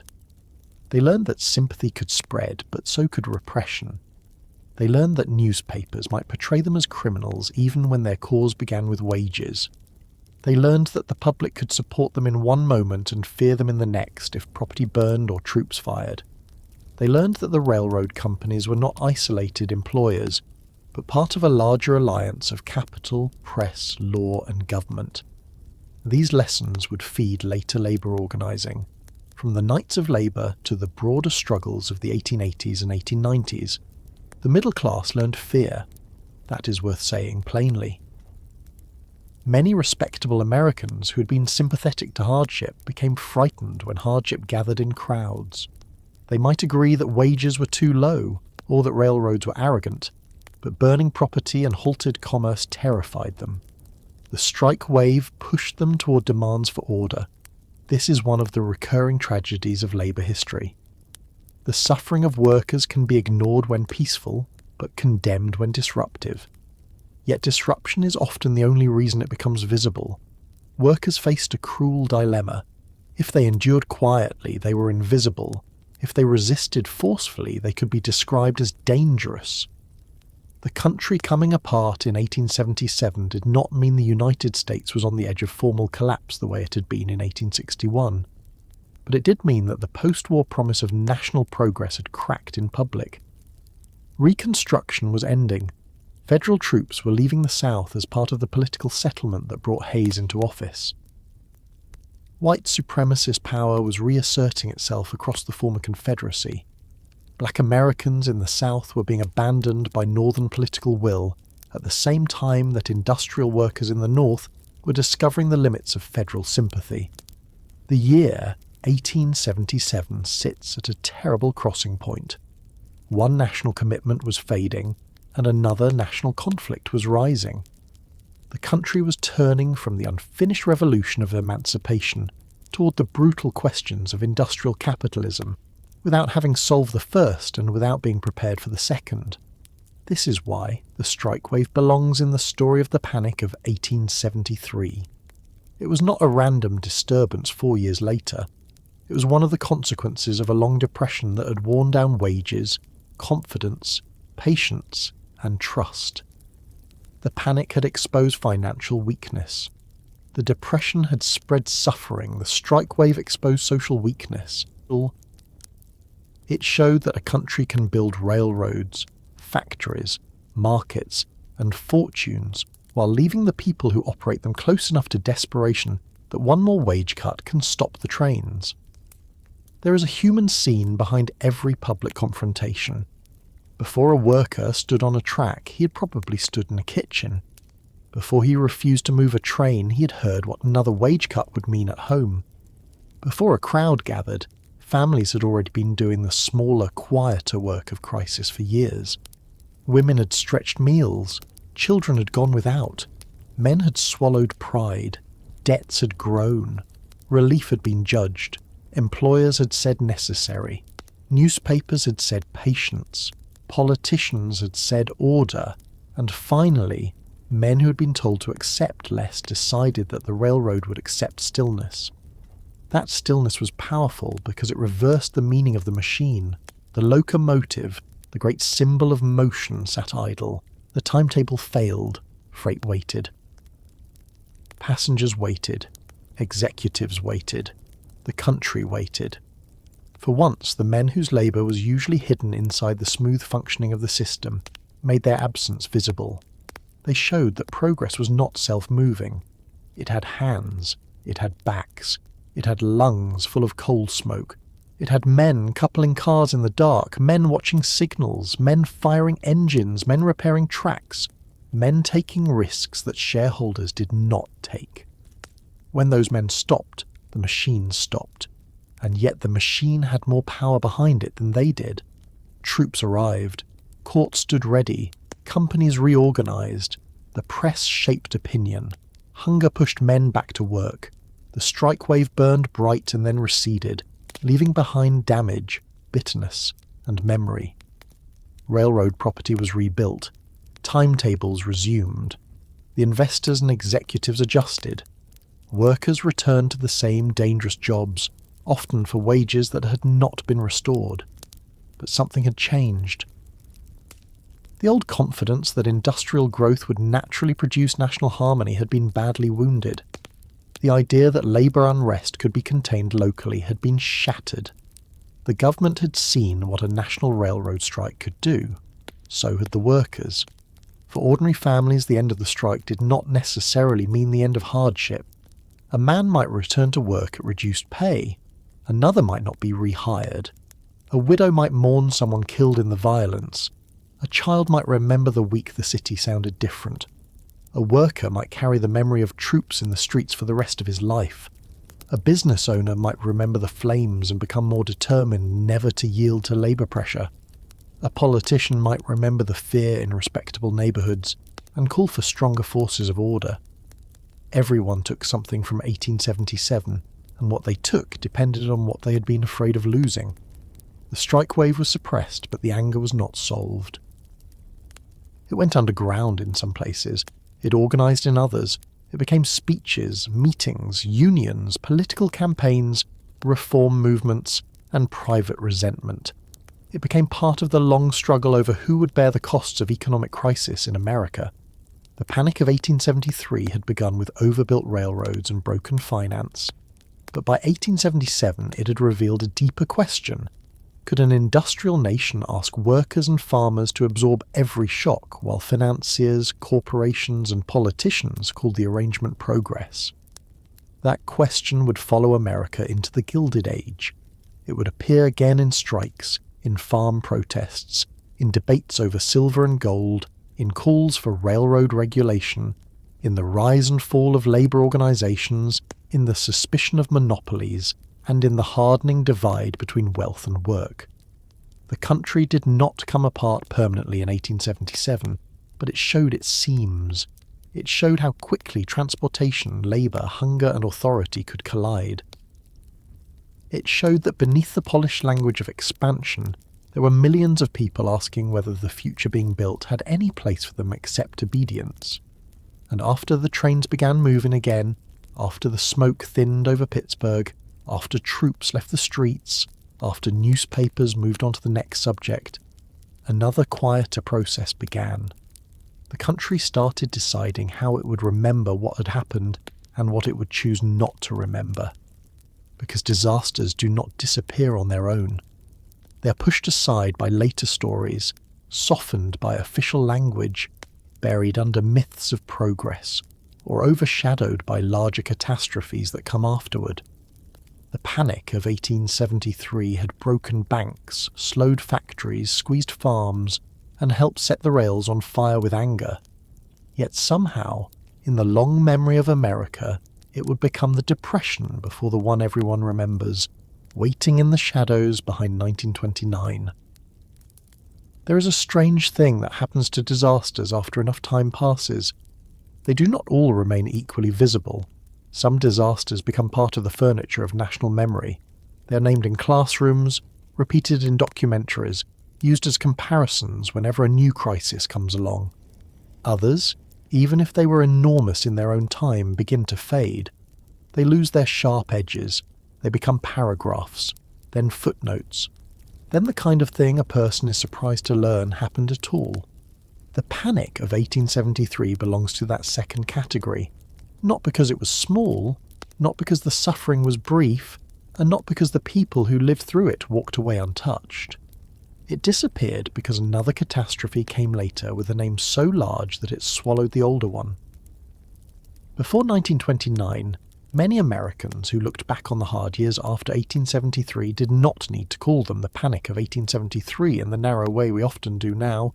They remembered a depression, a Great Depression. A long season of failed banks, weak business, falling wages, angry workers, struggling farmers, broken railroads, and public uncertainty. For the generation that lived through it, the crisis was not a historical prelude to something else. It was the thing itself. It was the time when the railroad dream cracked, when money tightened, when the promise of post-war expansion turned cold, when men who had trusted progress discovered that progress could stop paying wages. But then came the crash of 1929, and the collapse that followed was so deep, so documented, so photographed, so politically transformative, and so close to the world, we still recognise that it took the title for itself. The Great Depression became the Great Depression, and 1873 was pushed backward into the shadows. That is how memory often works. It is not fair. It is not balanced. It does not measure suffering carefully and assign remembrance according to pain. Memory follows records, images, family stories, institutions, anniversaries, school books, politics, and whatever later generations find useful. The 1930s left behind photographs of breadlines, dust storms, migrant families, shuttered banks, Hoovervilles, and a president speaking by radio directly into American homes. It left behind the New Deal, Social Security, the Federal Deposit Insurance Corporation, labour reforms, public works, and political arguments that still shape the country. It was close enough to be remembered by grandparents and great-grandparents. It entered living memory, then family memory, then national identity. Compared to that, 1873 had no radio voice, no moving image, no famous documentary photographs, no New Deal alphabet agencies to keep it attached to the present. Its suffering was written in ledgers, newspapers, diaries, strike reports, bank records, and the quieter evidence of lives narrowed by debt and unemployment. And quiet evidence is easier to lose. Think about the difference between a photograph and a wage cut. A photograph can travel across a century. It can sit in a textbook and make a student stop for a moment. A wage cut disappears unless someone records it, and even then it becomes a number. 10%, 20%, reduced hours, suspended operations. Those phrases do not show you the room where the cut was brought home. They do not show you the wife turning over the household money in her hand. They do not show you a child pretending not to listen. They do not show you a man standing outside a shop in the morning with other men who are trying not to look desperate. The Depression after 1873 produced millions of those scenes, but most of them left no image. Without images, a disaster has to fight harder to stay remembered. The Panic of 1873 also suffered from timing. It arrived in a crowded era. It came less than 10 years after the Civil War, while the country was still trying to understand emancipation, Reconstruction, political violence in the South, Western expansion, conflicts with native nations, immigration, industrial growth, and the rise of great corporations. It was surrounded by events that all demanded attention. The nation had not finished grieving one catastrophe before the next crisis began. When people later told the story of the 19th century, they often moved from the Civil War to Reconstruction to the Gilded Age, as if the industrial world simply rose glittering and corrupt from the ashes. The Depression after 1873 complicates that story. It shows that the Gilded Age was not only mansions, railroads, steel, oil, and fortunes. It was also bankruptcy, unemployment, farm debt, failed promises, and workers shot in the streets. That is less tidy. History likes a clean sequence, and 1873 refuses to be clean. It sits in the middle of things. It is after the war, but before the great monopolies fully dominate the public imagination. It is after the first transcontinental railroad, but before the largest labour battles most people remember from the late 19th century. It is after emancipation, but during the unravelling of Reconstruction. It is before the populist movement, but it helps prepare the anger that populism would later use. It is before the better-known panics of 1893 and 1907, before the Federal Reserve, before modern unemployment statistics, before the safety net. It is a hinge, and hinges are often overlooked because people pay more attention to the doors they move. But 1873 moved many doors. It helped reveal that the railroad was not simply a heroic machine of national growth. It could also become a channel through which speculation, debt, corruption, rate abuse, labour conflict and financial collapse travelled. It taught investors that a project could be grand and still fail. It taught workers that wages could be cut again and again in the name of necessity. It taught farmers that railroads could connect them to markets while also trapping them behind freight rates and debt. It taught politicians that economic unrest could cross state lines faster than old forms of local authority could contain it. It taught business leaders that labour could stop the system if it acted at the right point. It taught labourers that spontaneous anger could shake the country, but might not be enough to change it. These lessons did not vanish when the newspapers moved on.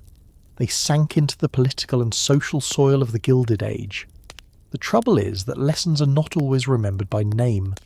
A farmer who joined the Grange did not necessarily tell his children, "I do this because of the panic of 1873. He might say freight rates are unfair. He might say the railroads are robbing us. He might say money is too tight, or the bank is too hard, or the price of wheat will not cover what we owe."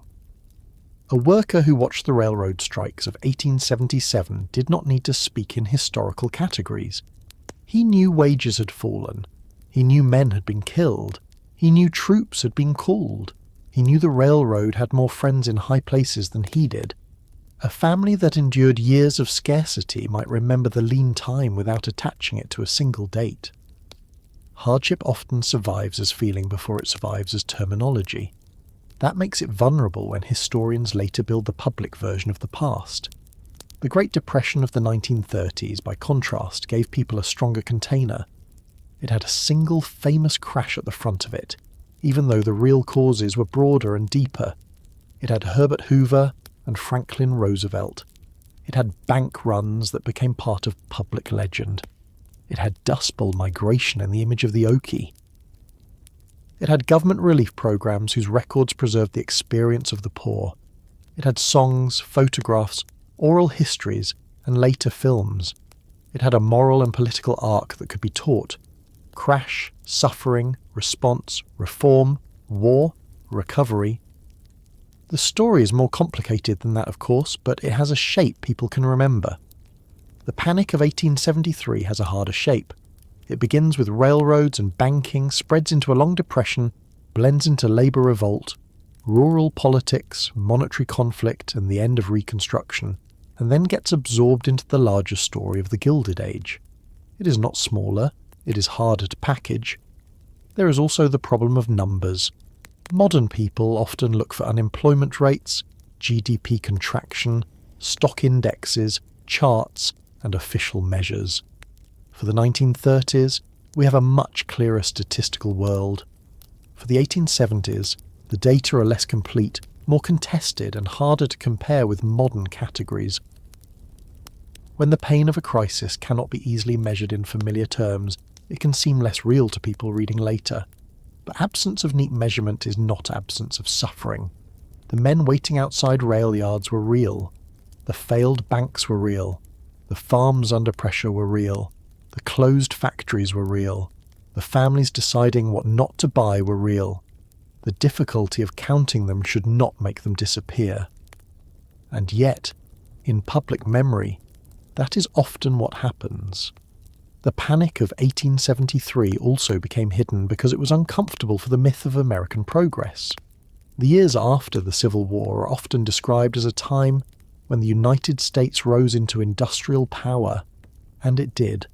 Railroads expanded, steel grew, oil grew, cities grew, corporations grew.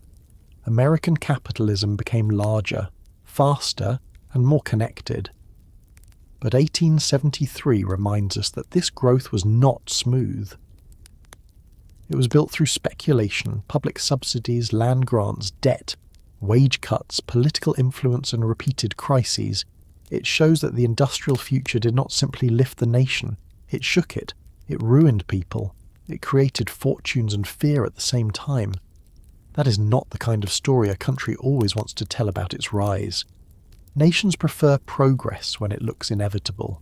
They prefer railroads crossing maps, not bondholders losing savings. They prefer factories glowing at night, not men outside the gate. They prefer farmers settling land, not farmers organising against freight rates and debt. They prefer the language of enterprise, not the language of dependency.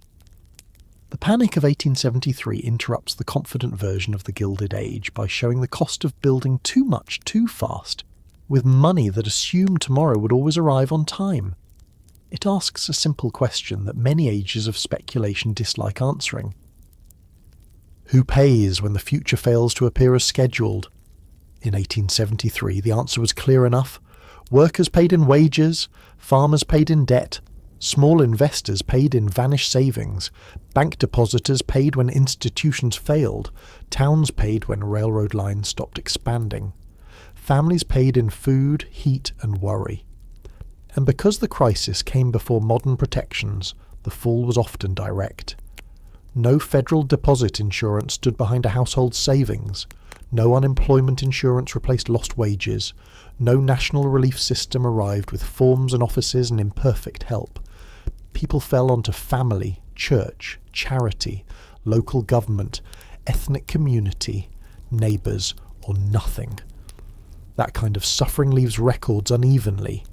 The people who had least often left the least paper, which means the full weight of the depression has always been easier to understate. The forgetting was not immediate. People in the late 19th century knew the crisis had mattered. The Depression shaped politics for years. It fed arguments over currency, especially the bitter divide between hard money and those who wanted more flexible paper money or silver to help debtors. It strengthened the sense among farmers that railroads and banks had too much power. It helped energise labour movements by showing wage workers how exposed they were. It made strikes and protests seem less like isolated disorder and more like symptoms of a new industrial society failing to provide security. The people living after 1873 could feel its consequences under their feet, even if they did not always name them. But later, as the economy changed and new crises arrived, 1873 became part of a pattern rather than the defining disaster. The Panic of 1893 would come, and it too would be severe. The Panic of 1907 would help lead to the creation of the Federal Reserve. Then 1929 would arrive and reshape the language of crisis completely. Once a later event becomes the reference point, earlier events are reclassified. They become precursors, warnings, episodes. The depression after 1873 became the forgotten depression before the famous one, even though, for the people living through it, nothing about it felt like a rehearsal. That is one of the small cruelties of historical hindsight. It turns real lives into foreshadowing. Nobody in 1877 watching troops confront strikers thought, this is preparing the way for a better-known labour history later. Nobody losing a farm in the 1870s thought, this will someday be understood as part of the road to populism. Nobody holding a devalued railroad bond thought, this is an early example of speculative overreach in American capitalism. They thought about survival. They thought about anger. They thought about what had been promised and what had been taken. To call their crisis a prelude is useful for historians, but it can make the people inside it seem less present. They were not living before history, they were living in it. So why does this story matter now? Not because every financial crisis is the same, they are not. The Panic of 1873 belonged to its own world, with its own banking system, its own railroads, its own politics, its own currency arguments, its own post-war wounds. But the pattern inside it is still recognisable. A new technology or infrastructure becomes the symbol of the future. Money rushes in, debt expands, important men explain that growth will justify the risk. Ordinary people are invited to trust the promise, either as investors, workers, settlers, customers, or citizens. The boom creates real things, not just illusions. Tracks are laid, towns grow, jobs appear. Then the financing outruns the foundation. Confidence breaks. The first failures are described as financial events. Soon after, households discover that the financial event has entered daily life. That pattern is not trapped in the 19th century. It appears whenever a society confuses expansion with security. It appears whenever the people who profit most from risk are not the same people who suffer most when risk collapses. It appears whenever a country builds a system that depends on constant growth but gives ordinary families no protection when growth pauses. The Panic of 1873 reminds us that economic crises are never only about markets. They are about memory, trust, work, food, pride, politics, and power. They are about who is asked to be patient and who is allowed to be rescued quickly. They are about which suffering becomes visible and which suffering is left for families to carry privately. The forgetting of 1873 also tells us something about how we choose our historical symbols. The Great Depression of the 1930s became unforgettable, partly because it produced a massive political response. The government changed. The relationship between citizens and the federal state changed. Banking rules changed. Labour law changed. Public expectations changed. Because the response was large, the memory remained large. The Panic of 1873 did not produce an equivalent national settlement. It produced arguments, movements, anger, and reforms in pieces, but no single dramatic reconstruction of American economic life. Without a great national response attached to it, the crisis was easier to scatter into separate stories.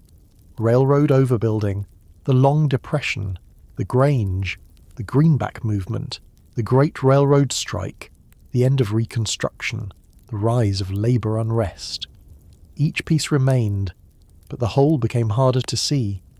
That may be the most important reason to gather it back together, because the Panic of 1873 helps us understand the Gilded Age not as a shiny surface with a few shadows underneath, but as a society already wrestling with the central questions of modern capitalism. How much power should corporations have? What happens when banks and investors shape the fate of workers and farmers who never consented to the risks being taken? Can infrastructure be both public necessity and private profit machine? What does government owe to people harmed by economic collapse? When does protest become legitimate? When does order become repression? What does freedom mean if debt, wages, rates and credit decide the boundaries of your life? These were not abstract questions in the 1870s. They were lived in train yards, fields, mills, kitchens and streets. A farmer asking for railroad regulation was asking whether democracy could reach the freight bill. A worker resisting a wage cut was asking whether survival had any claim against corporate necessity. A debtor supporting easier money was asking whether the dollar should serve creditors alone. A freed family in the South struggling through the economic downturn was asking whether emancipation could mean much without land, protection, and credit that did not trap them. A city government facing unemployed men was asking whether poverty was a moral defect or a public crisis. A president sending troops to restore railroad traffic was answering in practice which kind of order the nation would defend first. Those questions did not end in 1879. They kept moving. They moved into the Knights of Labour. They moved into populism. They moved into the Pullman strike. They moved into the silver campaigns of the 1890s. They moved into progressive-era regulation. They moved into the New Deal after the later Depression finally forced a larger national answer. In that sense, 1873 did not disappear because it lacked consequences. It disappeared because its consequences spread everywhere. Sometimes an event becomes hard to see not because it left no mark, but because it left marks in too many places. Let me bring us back one final time to the ordinary people at the centre of this story. Not Jay Cook alone. Not the men on the stock exchange alone. Not the railroad presidents or politicians alone. Think of the worker whose wages were cut until protest seemed less dangerous than obedience. Think of the farmer whose harvest was real, but whose debt was stronger. Think of the wife who managed the household through years when every purchase required thought. Think of the child who grew up inside a depression that later generations would forget to name. Think of the small investor who believed that buying railroad bonds meant buying a piece of national progress. Think of the freed family trying to build a life while the country's attention shifted away from Reconstruction and toward economic panic. Think of the men in Pittsburgh, Baltimore, Chicago, St. Louis and Martinsburg who saw the railroad not as a marvel, but as the employer cutting their pay. These people did not disappear simply because memory moved on.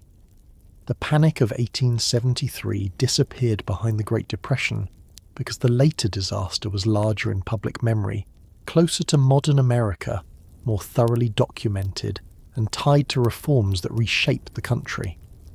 But 1873 deserves to stand on its own. It was the first great industrial depression in the United States. It showed the danger of speculative infrastructure booms. It exposed the weakness of a banking system without modern safeguards. It revealed the vulnerability of wage labour.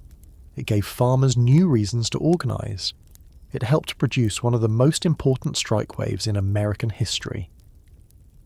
It made clear that the nation built after the Civil War would be shaped not only by freedom and expansion, but by conflict over money, labour, land, and corporate power. And perhaps the simplest way to remember it is this. Before the breadlines of the 1930s, there were men waiting outside factory gates in the 1870s. Before the bank runs that terrified the radio age, there were depositors crowding 19th century banks with no federal insurance behind them. Before the New Deal asked what government owed to ordinary people in economic collapse, farmers, workers and families after 1873 were already asking the question in their own language. Before America learned to call one depression great, another generation had lived through a depression large enough to bend their lives and small enough somehow for the country to forget. History does not only ask us to remember the famous disasters, it asks us to notice the buried ones, the ones that explain why later disasters unfolded the way they did. The Panic of 1873 is one of those buried disasters. It sits beneath the Gilded Age like a crack beneath polished marble. The surface still shines, the mansions still rise, the railroads still stretch across the continent, the fortunes still grow. But underneath, there is a fracture running through the story, and if you follow it carefully, it leads from a Philadelphia banking house to Wall Street's closed doors, from empty factory gates to farm debt, from quiet hunger to burning rail yards, from forgotten suffering to the questions America has never fully stopped asking.